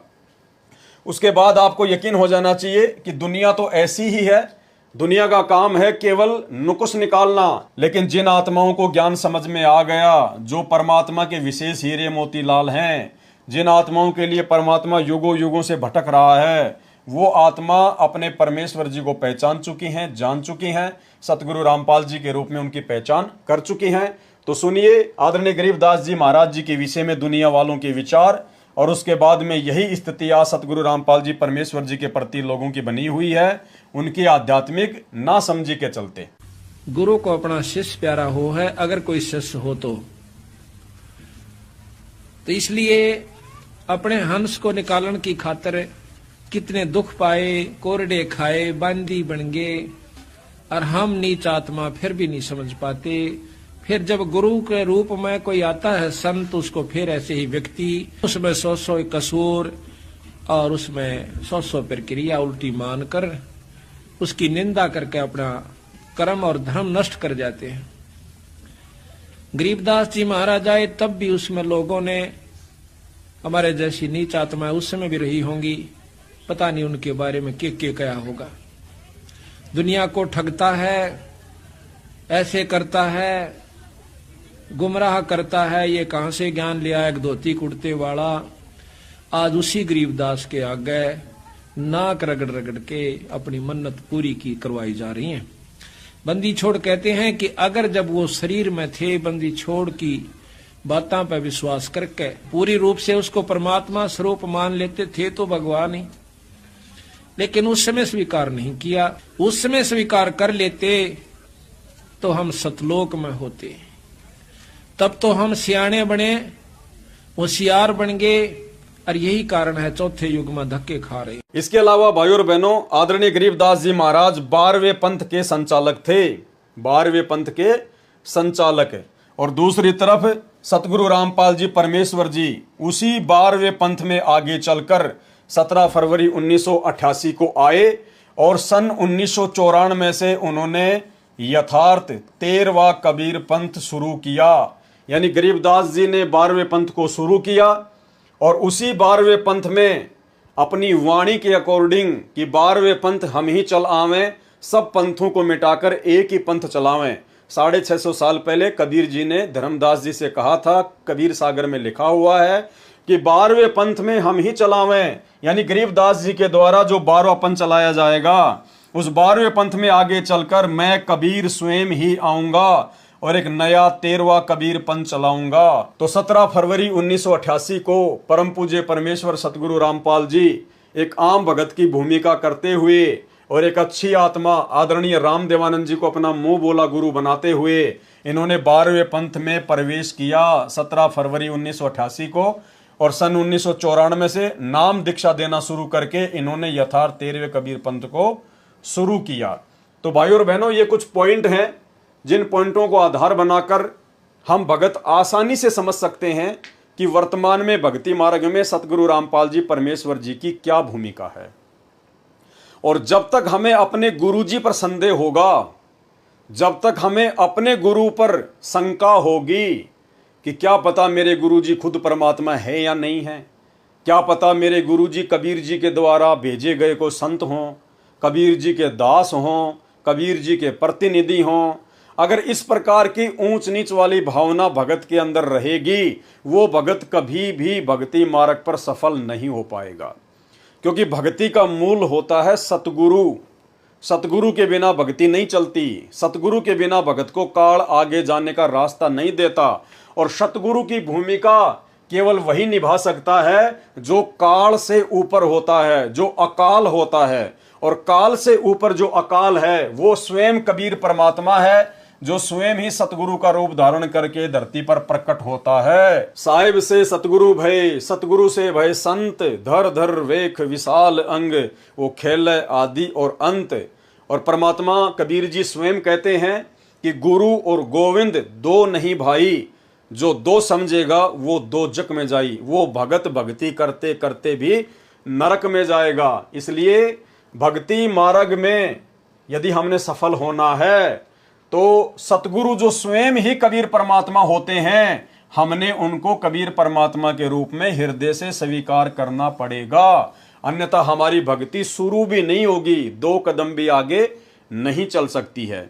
तो ये कुछ समानताएं थी आदरणीय गरीबदास जी महाराज जी के लीलामय जीवन में और सतगुरु रामपाल जी परमेश्वर जी के लीलामय जीवन में। इन समानताओं को देखकर आप जी को भली भांति यकीन हो जाना चाहिए कि हमारे गुरुदेव कोई सामान्य संत, सामान्य व्यक्ति या कबीर परमात्मा के कोई प्रतिनिधि नहीं है। ये स्वयं ही कबीर परमात्मा है, जो हम जीवों की चरम दृष्टि को धोखा देते हुए और काल के साथ आंख में चोली करते हुए इस कलयुग की बिचली पीढ़ी में 8 सितंबर 1951 को गांव धनाना, जिला सोनीपत, हरियाणा में स्वयं प्रकट हैं और परमेश्वर अपने मूल ज्ञान को जन जन तक पहुंचा रहे हैं, अपनी अच्छी आत्माओं को अपनी शरण में ले रहे हैं। तो अब हम भक्तों ने भी किसी प्रकार की भक्ति मार्ग पर कोई कमी नहीं छोड़नी चाहिए, जब हमें सतगुरु की पूर्णतया पहचान हो जाए। इसके अलावा भाइयों और बहनों, ये आदरणीय गरीबदास जी महाराज जी का संक्षिप्त जीवन परिचय लिखा हुआ है इसी भक्ति बोध पुस्तक में, जिसमें तीनों समय की आरतियां हैं। और आदरणीय गरीबदास जी महाराज जी का संक्षिप्त जीवन परिचय लिखते हुए इसमें क्या बताया गया है। महाराज गरीबदास जी का प्राकाट्य यानी कब वो प्रकट हुए, सन 1717 व विक्रमी संवत 1774 को बैसाख उतरते की पूर्णिमा के दिन ब्रह्म मुहूर्त में श्री बलराम जी के घर माता रानी की कोख से गांव छुडानी जिला झज्जर प्रांत हरियाणा में हुआ। विक्रमी संवत 1784 में बंदी छोड़ कबीर साहेब कबीर देव ने सतलोक से आकर महाराज जी को दर्शन व दीक्षा दी। जब महाराज जी गऊ चराने के लिए कबलाना गांव की तरफ लगभग 1.5 किलोमीटर दूर खेतों में गए हुए थे, जिसे नल्ला कहते हैं, महाराज जी के 6 संतान थी, 4 लड़के और 2 लड़कियां। आप जी ने विक्रमी संवत 1835 सन 1778 भादवा मास की शुक्ल पक्ष की द्वितीया दूज को सतलोक गमन किया। गांव छुडानी में आप जी के शरीर का अंतिम संस्कार कर दिया गया। उस पर एक यादगार छतरी साहेब बनी हुई है। इसके बाद उसी शरीर में, उसी गरीबदास जी महाराज वाले शरीर में प्रकट होकर वही आयु 61 वर्ष की सहारनपुर उत्तर प्रदेश में 35 वर्ष तक रहे। वहां भी आपके नाम से यादगार छतरी साहेब बनाई हुई है। चिलकाना रोड से कलसिया सड़क निकलती है, उस पर आधा किलोमीटर चलकर बाईं तरफ यादगार बनी हुई है। पास में ही श्री लालदास जी महाराज का प्रसिद्ध बाड़ा है, जो संसार में प्रत्यक्ष प्रमाण है कि परमात्मा बिना मां के भी शरीर में आ सकते हैं। जिस प्रकार गरीबदास जी महाराज जी सहारनपुर में प्रकट हुए बिना मां के शरीर के, तो इसी प्रकार परमात्मा कुछ भी कर सकता है। साहिब से सब होत है, बंदे से कुछ नाई, वो राई से पर्वत कर दे, फिर पर्वत से राई। इसलिए अपने गुरुदेव भगवान, अपने कबीर परमात्मा की किसी भी लीला पर भगत को कोई संदेह नहीं होना चाहिए, और भगत ने अपने गुरु के अलावा किसी और को परमात्मा के रूप में स्वीकार नहीं करना चाहिए। अब ये तो आपने पढ़ा आदरणीय गरीबदास जी महाराज जी का संक्षिप्त जीवन परिचय, और अब आप जी को सतगुरु रामपाल जी परमेश्वर जी का संक्षिप्त जीवन परिचय पढ़ाएंगे, क्योंकि ये भक्ति बोध पुस्तक में नहीं लिखा हुआ था। ये केवल साध संगति से जुड़े हुए सत्सेवक भाई बहनों ने जो नई भक्ति बोध पुस्तकें छपवाई हैं उनमें लिखा है। क्यों लिखा है? क्योंकि अब हमें सतगुरु रूप में आए हुए सतगुरु रामपाल जी परमेश्वर जी की पहचान हो चुकी है, और पहचान होने के बाद भगत केवल अपने गुरु की ही विशेष महिमा करेगा। तो अपने गुरुदेव भगवान की विशेष महिमा के अंतर्गत साध संगति से जुड़े हुए सत्सेवक भाई बहनों ने कुछ वाणियां लिखकर अपने गुरुदेव के चरणों में समर्पित करके और इस भक्ति बोध पुस्तक में लिखी हैं। पूर्ण परमेश्वर सतगुरु रामपाल जी भगवान का संक्षिप्त जीवन परिचय। 7 समुद्र की मसी करूं, लेखनी करूं बनराय, धरती का कागज करूं, गुरु गुण लिखा न जाए। यानी सतगुरु रामपाल जी परमेश्वर जी के गुणों को लिखा नहीं जा सकता, बखान नहीं किया जा सकता। जिस प्रकार से कलयुग की बिचली पीढ़ी में आकर उन्होंने हमें संभाला, अपनी शरण में लिया, नाम दीक्षा दी, काल की तपतशिला के कष्ट से बचाया, 84 लाख योनियों के महाकष्टों से बचाया। हे अखिल ब्रह्मांडों के रचयिता, आप जी का संक्षिप्त जीवन परिचय लिखने व बताने में 21 ब्रह्मांड में कोई भी प्राणी सक्षम नहीं है। आप वह समर्थ पिता हैं जिनके आधे बाल के बराबर भी यह सारी सृष्टि नहीं है। अतः संक्षिप्त जीवन परिचय शब्द के प्रयोग के लिए हम क्षमा प्रार्थी हैं, परंतु भाई बहनों को आपकी अंश मात्र जानकारी के लिए इस शब्द का प्रयोग करना मजबूरी वश लेना पड़ रहा है। परमेश्वर आप जी यानी सतगुरु रामपाल जी परमेश्वर जी, आप जी की अमरवाणी कहती है कि चारों युग में हम पुकारें, कूक कहा हम हेलरे, हीरे मोती माणक बरसे, ये जग चुगता ढेलरे। अर्थात काल जाल से अपनी आत्माओं को चेताने व निज घर की जानकारी देने के लिए आप कबीर देव सत्य पुरुष सतगुरु रामपाल जी सतलोक से चलकर चारों युगों में स्वयं ही आते हैं। सतयुग में सत सुकृत ऋषि नाम से, त्रेता युग में मुनिंद्र ऋषि नाम से, द्वापर युग में करुणामय ऋषि नाम से, और कलयुग की प्रथम पीढ़ी में कबीर देव नाम से। उसके लगभग 250 वर्ष बाद आदरणीय गरीबदास जी महाराज के नाम से, और अब बिचली पीढ़ी में 8 सितंबर 1951 को गांव धनाना, जिला सोनीपत, हरियाणा में अपने विधान अनुसार अतिथि रूप में धरती पर संत रामपाल दास नाम से प्रकट हो चुके हैं। यानी आज से 650 साल पहले जब काशी के बनारस में कबीर परमात्मा प्रकट हुए थे तो वे अतिथि रूप में प्रकट हुए थे। अतिथि रूप का मतलब होता है जिसके आने की तिथि पूर्व निर्धारित ना हो, उसको कहते हैं अतिथि, जो बिना बताए आ जाए। तो वर्तमान में 8 सितंबर 1951 को परमेश्वर रामपाल जी धरती पर अतिथि रूप में प्रकट हैं। यानी किसी भी शास्त्र में, किसी भी सदग्रंथ में ये प्रमाण नहीं है कि सतगुरु रामपाल जी 8 सितंबर 1951 को ही प्रकट होंगे। तो इसलिए आज परमात्मा अतिथि रूप में धरती पर प्रकट हैं। अपने नाम के आगे दास शब्द, वह परमात्मा कौन? सतगुरु रामपाल जी सिर्फ हम आत्माओं को दास शब्द की परिभाषा समझाने के लिए लगाते हैं। साहिब से सतगुरु भये, सतगुरु से भय संत, धर धर वेख विशाल अंग, खेल आदि और अंत। इस अमरवाणी के अनुसार सत्य पुरुष ने, सतगुरु रामपाल जी परमेश्वर जी ने 8 सितंबर 1951 के दिन प्रकट होकर 17 फरवरी 1988 तक एक साधारण से किसान परिवार में हमारी चरम दृष्टि को धोखा देते हुए 2 अच्छी आत्माओं भगतमती इंद्रो देवी व भगत नंदराम जी को अपने मुंह बोले माता पिता के रूप में इस नश्वर संसार में लीला करने हेतु स्वयं के आने अर्थात प्रकट होने के लिए निमित्त बनाया। 17 फरवरी 1988 को ठीक उसी तरह कबीर सागर में लिपिबद्ध अपनी वाणी के अनुसार 650 साल पहले की तरह गुरु शिष्य परंपरा व भगत बनकर हम जीव आत्माओं को एक भगत के लक्षण समझाने के लिए जैसे पंडित रामानंद जी को मुंह बोला गुरु बनाया था, ठीक उसी तरह जगत गुरु होने के उपरांत भी 17 फरवरी 1988 को आदरणीय राम देवानंद जी को अपना मुंह बोला गुरु बनाकर 12वें पंथ में प्रवेश किया तथा उसके बाद सन 1994 से सत्संग व नाम दान देना शुरू करके सच्चे सतगुरु की भूमिका निभा रहे हैं। आप स्वयं कबीर देव हैं। मर्यादा में रहकर भक्ति करने वाली अनेक आत्माओं को आपने जीवन दान व आध्यात्मिक सुख देने के साथ साथ शास्त्र अनुसार भक्ति देकर मोक्ष का मार्ग भी दिखा दिया। सन 1994 से आज तक आप जी ने परमार्थ के लिए निस्वार्थ भाव से जो संघर्ष करके दिखाया है, यह आपकी दयालुता, साधुता व समर्थता का प्रमाण है। वेदों में लिखित अपनी महिमा व गुणों को सत्य साबित करने के लिए कि वह परमात्मा कमल के विकसित फूल पर शिशु रूप में प्रकट होकर कुंवारी गाय के दूध से अपनी परवरिश करवाता है। वह परमात्मा मुर्दों को जीवन देकर 100 वर्ष की उम्र प्रदान कर सकता है, निर्धन को धन देकर सुखी कर सकता है, कोढ़ी व रोगी को स्वस्थ करके नया जीवन दे सकता है, वह बांझ को पुत्र तथा अंधे को आंख दे सकता है, आदि आदि वेदों में वर्णित महिमा को यथार्थ रूप देने के लिए चारों युगों में मात्र एक एक जीवन किसी तालाब में विकसित कमल के फूल पर शिशु रूप में प्रकट होने की लीला करते हैं।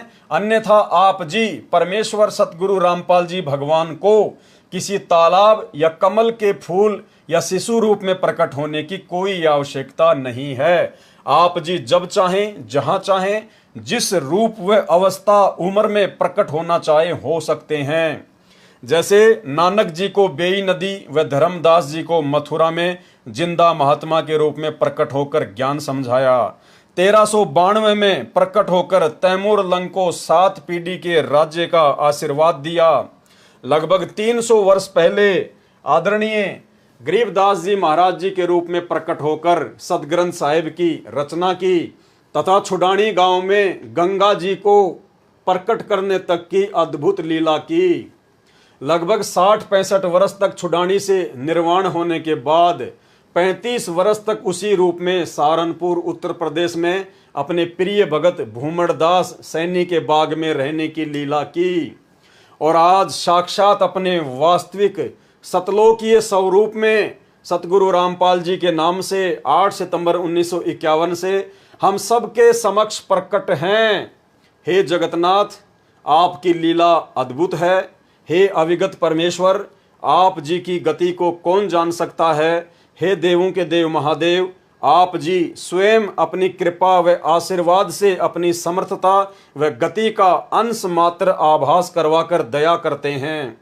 हे दयालु परमेश्वर, अपनी भोली व नासमझ साध संगत पर अपनी प्रेम दृष्टि, आशीर्वाद व कृपा दृष्टि बनाए रखना हमारी आप जी से दंडवत प्रार्थना है कि हमारे अंदर भक्ति, कसक व चाहत बनी रहे। हे प्रभु, इतनी दृढ़ता भी देना, चाहे ब्रह्मा विष्णु महेश काल व दुर्गा भी हमें आपकी सत भक्ति से विचलित करना चाहें तो भी हम डगमग ना हों।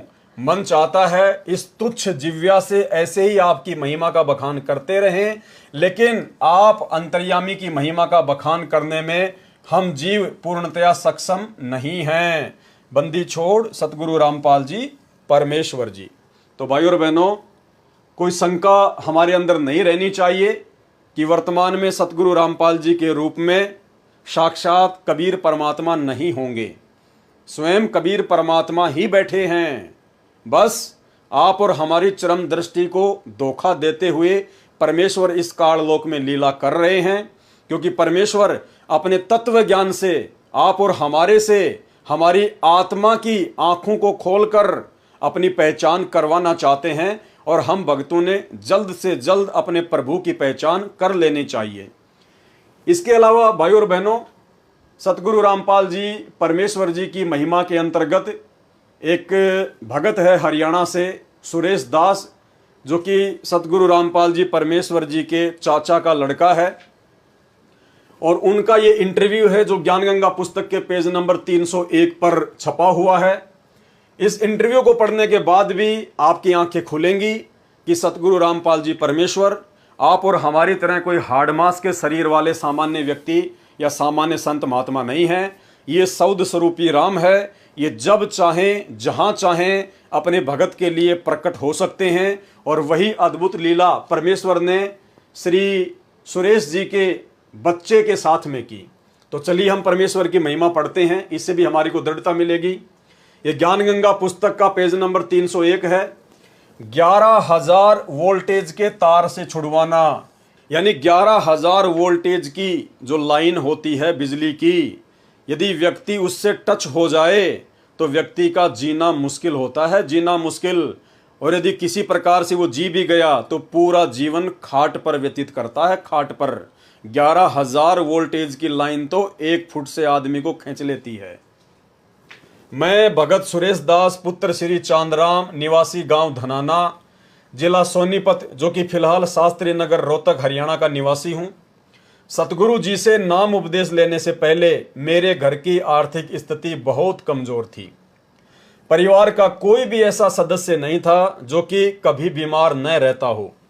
मेरी पत्नी को भूत प्रेत बहुत ही ज्यादा परेशान करते थे। इतना कष्ट रहने के बावजूद हम देवी देवताओं की बहुत पूजा करते थे तथा मेरी हनुमान जी में बहुत ज्यादा आस्था थी। लेकिन घर में संकट पर संकट आते जा रहे थे, किसी भी काम में बरकत नहीं हो रही थी। पूर्ण परमात्मा सतगुरु रामपाल जी महाराज जी मेरे परिवार के होने के कारण हम उनको पूर्ण परमात्मा नहीं मान पाए। क्योंकि भाइयों और बहनों, जाहिर सी बात है, हरियाणा में कहावत है कि घर का जोगी जोगना, बाहर का जोगी सिद्ध, और दीपक तले हमेशा अंधेरा ही रहता है। तो सुरेश जी कह रहे हैं कि सतगुरु रामपाल जी मेरे परिवार से होने के कारण हम उनको परमात्मा नहीं मान पा रहे थे, हम उनको एक संत भी नहीं मान पा रहे थे, जिसका खामियाजा हमें कई वर्षों तक झेलना पड़ा। तभी गांव सिंहपुरा निवासी भगत विकास ने मुझे बताया कि आपके घर में पूर्ण परमात्मा जगत गुरु रामपाल जी महाराज आए हुए हैं और आप कहाँ सोए पड़े हो। तो मैंने कहा कि काल ने हमें कष्ट ही इतना दे रखा है कि हमें वहाँ के बारे में जानने का टाइम ही नहीं मिला। सारा समय डॉक्टरों के चक्कर काटने में चला जाता है, ऊपर से आर्थिक तंगी भी बहुत रहती है। उस भगत ने मुझे काफ़ी समझाया पूर्ण परमात्मा की ऐसी दया हुई कि मैं संत रामपाल जी महाराज से नाम उपदेश लेने के लिए अक्टूबर 2010 में सतलोक आश्रम बरवाला में पहुंचा। नाम उपदेश लेने के बाद सतगुरु रामपाल जी ने अपना दया का पिटारा खोल दिया और मुझे वो सुख अनुभव होने लगे जिनका वर्णन इस जुबान से कर पाना बहुत मुश्किल है। मेरी पत्नी को भूत प्रेत सता रहे थे। सतगुरु देव जी की दया से अब वह पूर्ण रूप से ठीक है। 7 सितंबर 2011 को, अब ध्यान से सुनना भगत भाई बहनों, क्योंकि इस घटना से अब ये प्रमाणित होगा कि सतगुरु रामपाल जी परमेश्वर सौद स्वरूपी हैं। वे जब चाहें जहां चाहें प्रकट हो सकते हैं। 7 सितंबर 2011 को मेरा लड़का मोहित, उम्र 12 साल, जो कि मेरे कहने पर मिस्त्री को बुलाने के लिए गया था, मेरा लड़का मिस्त्री के मकान की छत पर चढ़ गया तथा छज्जे पर चला गया। छज्जे के साथ ऊपर 11,000 वोल्टेज के बिजली के तार थे। लड़के तथा तारों के बीच में केवल 1 फुट की दूरी थी। जब वह उनके नजदीक गया तो तारों ने लड़के को खींच लिया और लड़के के सिर पर तार चिपक गया तथा 1 इंच गहरा घुस गया। वह मुंह जल गया और बिजली सारे शरीर में प्रवेश करके पैर के अंगूठे की हड्डी को तोड़कर निकलने लगी। उसी समय सतगुरु रामपाल जी महाराज आकाश मार्ग से आए तथा मेरे लड़के को बहुत ही चमकदार तेजोमय शरीर सहित दिखाई दिए, जैसे हजारों ट्यूबों का प्रकाश हो रहा हो। उन्होंने लड़के का हाथ पकड़कर बिजली से छुड़ाकर छज्जे पर लिटा दिया। फिर लड़के की सतगुरु जी से बहुत बातें हुई तथा जब सतगुरु जी जाने लगे तो लड़के ने पूछा कि गुरुजी कहाँ जा रहे हो? तो गुरुजी ने कहा कि बेटा मैं तेरे साथ हूं, तू घबरा मत। उस समय मेरे लड़के मोहित की माता जी भी वहीं पर थी। उसने यह दृश्य अपनी आंखों से देखा तथा वह बहुत घबरा गई, क्योंकि लड़के के शरीर से बिजली के लपटें निकल रही थी।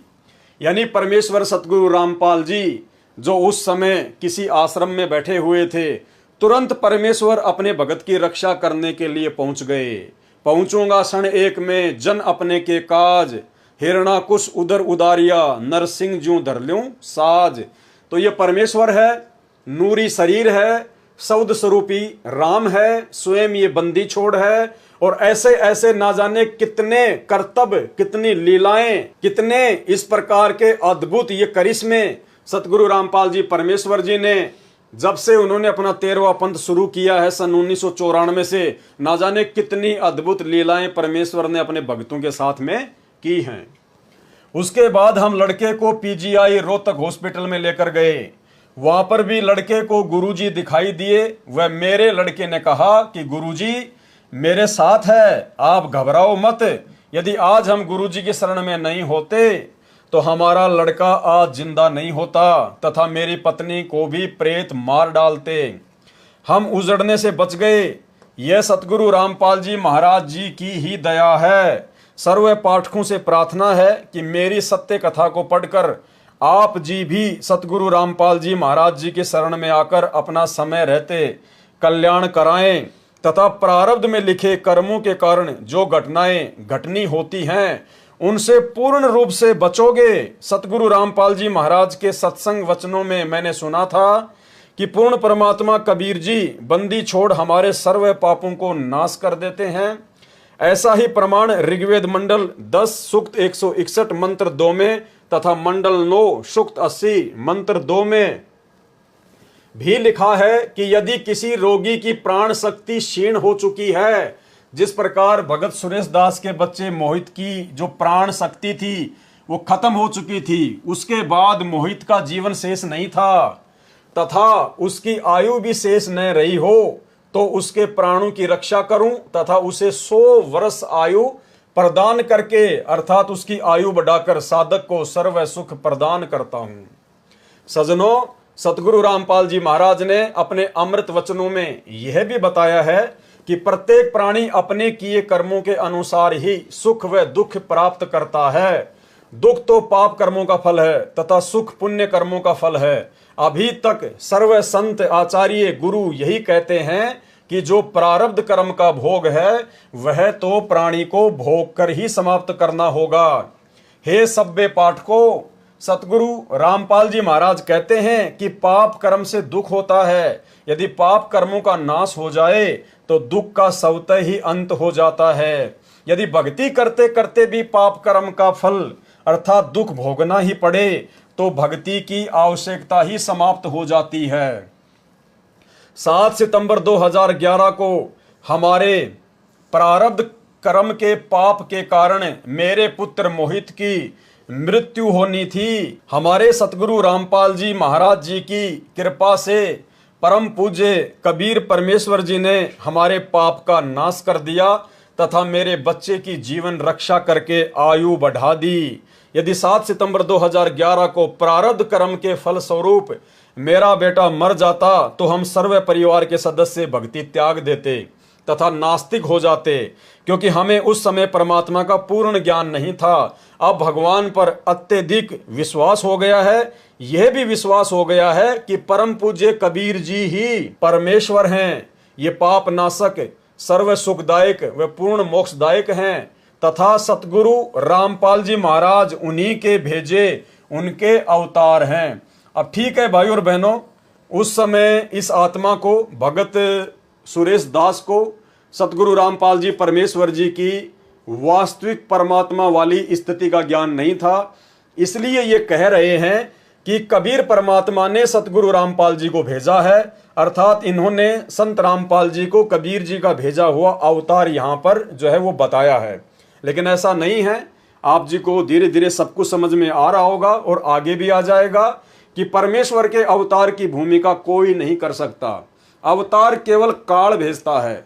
21 ब्रह्मांड का स्वामी ज्योति निरंजन अपने अंश अवतार उत्पन्न करता है। कबीर परमेश्वर को अंश अवतार उत्पन्न करने की आवश्यकता नहीं होती, क्योंकि वे समर्थ हैं और स्वयं ही धरती पर आकर अपनी आत्माओं को अपने मुख कमल से सच्चिदानंद घन ब्रह्म की वाणी के द्वारा यानी अपने मुख कमल से परमेश्वर वाणियां उच्चारित करके अपने तत्व ज्ञान का प्रचार प्रसार करते हैं। अतः आप जी से पुनः प्रार्थना है कि अविलंब सतलोक आश्रम बरवाला में पहुंचें तथा उपदेश लेकर कल्याण कराएं। आप जी से प्रार्थना करने का मेरा उद्देश्य यह है कि मेरे जैसे दुखिया बहुत हैं, मेरी उपरोक्त आत्मकथा को पढ़कर विचार करके वे भी मेरे की तरह संकटों का निवारण करा सकेंगे तथा ही हो सकेंगे। ये संसार समझदा नाही, कहंदा शाम दोपहरे नू, गरीब दास ये वक्त जात है, रोवोगे इस पहरे नू। अब भाई और बहनों, इस वीडियो में अभी तक आपके सामने जितनी भी बातें रखी गई हैं, जितने भी आपको उदाहरण दिए गए हैं, ये सभी उदाहरण देने का केवल मकसद यही है कि हम अपने पूज्य गुरुदेव को परमात्मा के रूप में स्वीकार कर लें। और जब तक हम अपने गुरु को ही कबीर साहिब के रूप में स्वीकार नहीं करेंगे, और गुरु को कबीर साहिब के रूप में स्वीकार करने का मतलब है कि जब आप अपने गुरु की पहचान कर लेते हो तो उसके बाद आपने ये दाढ़ी मूंछ वाली जो कबीर जी की काल्पनिक फोटो है, आपने इस फोटो को पूजना बंद करना होगा। आपने जून के महीने में इस फोटो का कबीर प्रकट दिवस मनाना छोड़ना होगा। आपने अपने घर पर दीवारों पर या दरबार साहिब में जहां पर आप दीपक जलाते हैं, आपने इस फोटो को रखना बंद करना होगा।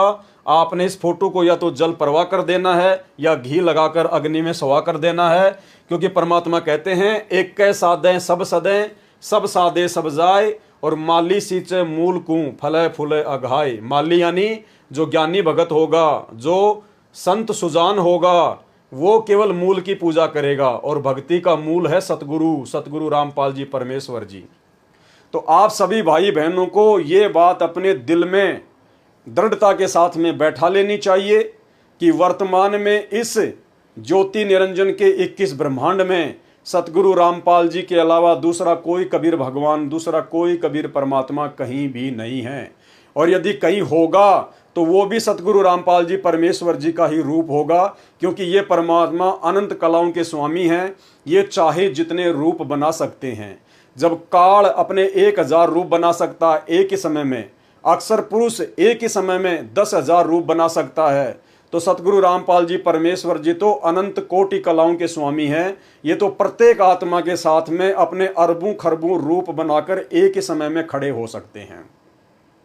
और ये सारी बातें इतनी दृढ़ता के साथ में आप सभी भाई बहनों को बताने का केवल यही मकसद है, क्योंकि अब हम जब आगे भक्ति बोध के खुलासे पर जाएंगे, जो सतगुरु रामपाल जी परमेश्वर जी ने अपने कर कमलों से यथार्थ भक्ति बोध नामक पुस्तक में हमें लिख कर दिया हुआ है, जिसके ऊपर अब हम वीडियो बनाने जा रहे हैं, वो भक्ति बोध और भक्ति बोध का सरलार्थ भाई और बहनों यदि हमने समझना है तो आपने अपने गुरु को परमात्मा मानना पड़ेगा, सतगुरु रामपाल जी को बंदी छोड़ मानना पड़ेगा। और यदि आप चाहते हैं कि भक्ति बोध के खुलासे के अंतर्गत वो सूक्ष्म ज्ञान मेरे दिमाग में समाए, मेरे अंतःकरण में समाए, जिससे कि मैं सतगुरु रामपाल जी भगवान का मैं प्रिय भगत बन सकूं, उनके हृदय में उनके चरणों में मेरे लिए कोई जगह बन पाए, तो उसके लिए भाई और बहनों आपने अपने गुरु को ही परमात्मा मानते हुए, क्योंकि गुरु ही परमात्मा है। कबीर मार्ग में काल की भक्ति में गुरु परमात्मा नहीं होता, काल तक की भक्ति में गुरु अलग होता है, परमात्मा अलग होता है। केवल कबीर परमेश्वर की भक्ति में, और कबीर परमेश्वर की भक्ति में भी केवल उनके यथार्थ 13वें कबीर पंथ में ही गुरु स्वयं ही परमात्मा होता है। अन्य नकली जो कबीर पंथ है उनमें गुरु अलग हैं और कबीर जी तो फिर अलग हैं ही उनके लिए। लेकिन इस यथार्थ सत भक्ति युक्त 13वें कबीर पंथ में, जिसका संचालन स्वयं कबीर परमात्मा सतगुरु रामपाल जी ने सन 1994 में धरती पर प्रकट होकर किया है, इस मार्ग में कबीर परमात्मा स्वयं ही सतगुरु की भूमिका करते हैं, स्वयं ही ये गुरु हैं, स्वयं ही ये परमात्मा हैं। साहिब से सतगुरु भय, सतगुरु से भय साध, ये तीनों अंग एक हैं, गति कुछ अगम अगाध। तुम साहिब तुम संत हो, तुम सतगुरु तुम हंस, और गरीब दास तेरे रूप बिना और न दूजा अंश। परमात्मा स्वयं ही लीला कर रहे हैं। और जब तक हमें इतनी दृढ़ता नहीं आएगी तो भाई और बहनों हम भक्ति नहीं कर पाएंगे, हम भक्ति मार्ग पर एक कदम भी आगे नहीं बढ़ पाएंगे, हमारी भक्ति चलेगी नहीं। जब तक हम अपने गुरु को परमात्मा नहीं मानेंगे हमारी भक्ति चलेगी ही नहीं, और ना ही हमारे को आगे भक्ति बोध का सरलार समझ में आएगा। तो अब कल रात्रि 9 बजे हम जो वीडियो बनाने जाएंगे वो भक्ति बोध के सरलार्थ से शुरू होगा।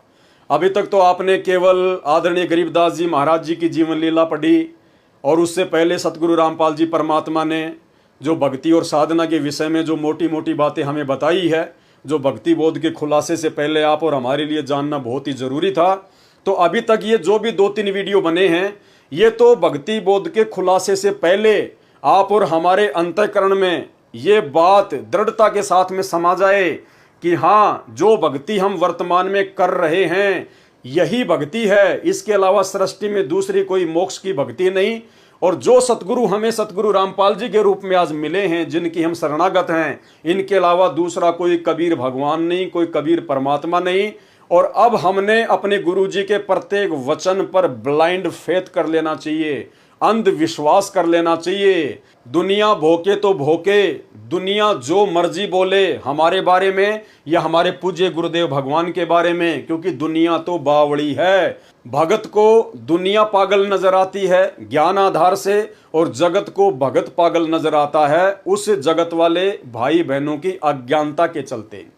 तो भाई और बहनों अब हमने आगे बढ़ना है, पीछे नहीं मुड़ना है, क्योंकि परमात्मा कहते हैं सिंह सूरमा और कोयल के बच्चे और संत ये हमेशा आगे को बढ़ते हैं, ये कभी बैक नहीं होते। सिंह सूरमा शेर हैं गरजय और गाजय, बाकी दुनिया तो भेड़ हैं बिदकय और भाजय। तो ना हमने कोई लोक लाज में फंसना है, ना हमने अपने अंदर मान बढ़ाई राग द्वेष ईर्ष्या का रोग पैदा करना है। हम साधक हैं, हमें समझ में आ गया कि बड़ी मुश्किल से बिल्ली के भाग से ये छीका टूटा है, हमें कलयुग की पिछली पीढ़ी में परमात्मा की शरण प्राप्त हुई है, ये मोक्ष का प्राइम टाइम है। अगर इस समय हम दृढ़ रहकर भक्ति मार्ग पर लगे रहे, टिके रहे, अपने गुरुजी के प्रत्येक वचन पर आंख बंद करके विश्वास करते रहे, प्रत्येक मर्यादा का उनके वचन का दृढ़ता के साथ में पालन करते रहे, तो इसी जन्म में हमारा बेड़ा पार है। और यदि इस जन्म में हम अपनी किसी भी नासमझी, लोकलाज, शर्मा शर्मी, दबाव, प्रेशर या गलती के कारण रह गए, हमारा पैर भक्ति से फिसल गया, तो भाइयों और बहनों फिर परमात्मा कहते हैं सतगुरु विमुखा युग युग रोवे, फिर ना जाने कितने जन्म लेने पड़ेंगे, कहाँ कहाँ धक्का खाना पड़ेगा।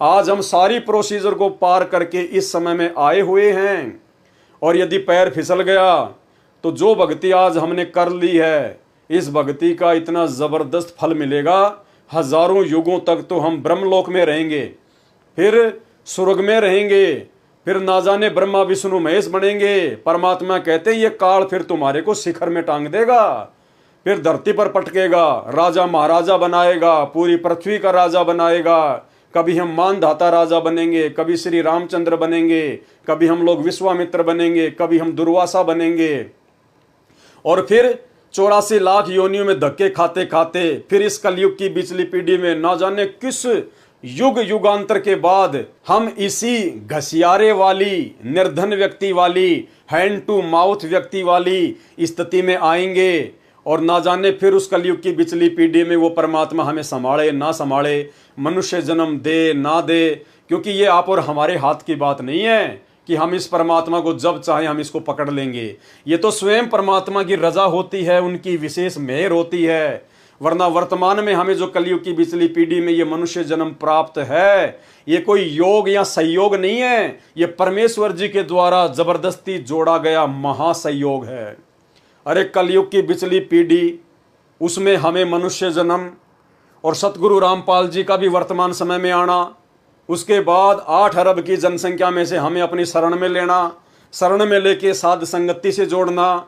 आज भक्ति और भगवान के प्रति हमारे को इस कदर इतना ज्ञान होना, साध संगति से जुड़ के गुरु जी के प्रति इतना दृढ़ होना, इस फोटो को अपने घर से और दरबार से निकाल कर गुरु जी को अपने हृदय में बैठाना, घर को आश्रम बनाना, ज्ञान को आधार बनाना, ये कोई सामान्य बात नहीं है भाई और बहनों। अब यदि पैर फिसल गया तो भैया फिर ना जाने कब संभालेगा परमात्मा। कल्प युग बीत जाएंगे, कल्प युग, कष्टों पे कष्ट, फिर उम्मीद ना करना कि ये परमात्मा फिर से ऐसा मौका दे देगा।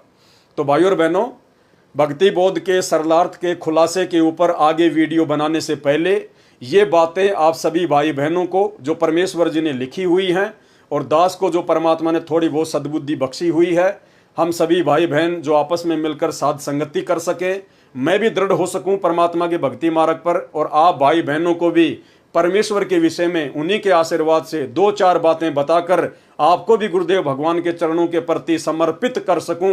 ये सारा खेल सतगुरु रामपाल जी परमेश्वर जी का है, ना मुझ पवन दास के कोई बस की बात है, ना आप भाई बहनों के समझने की कोई बस की बात है।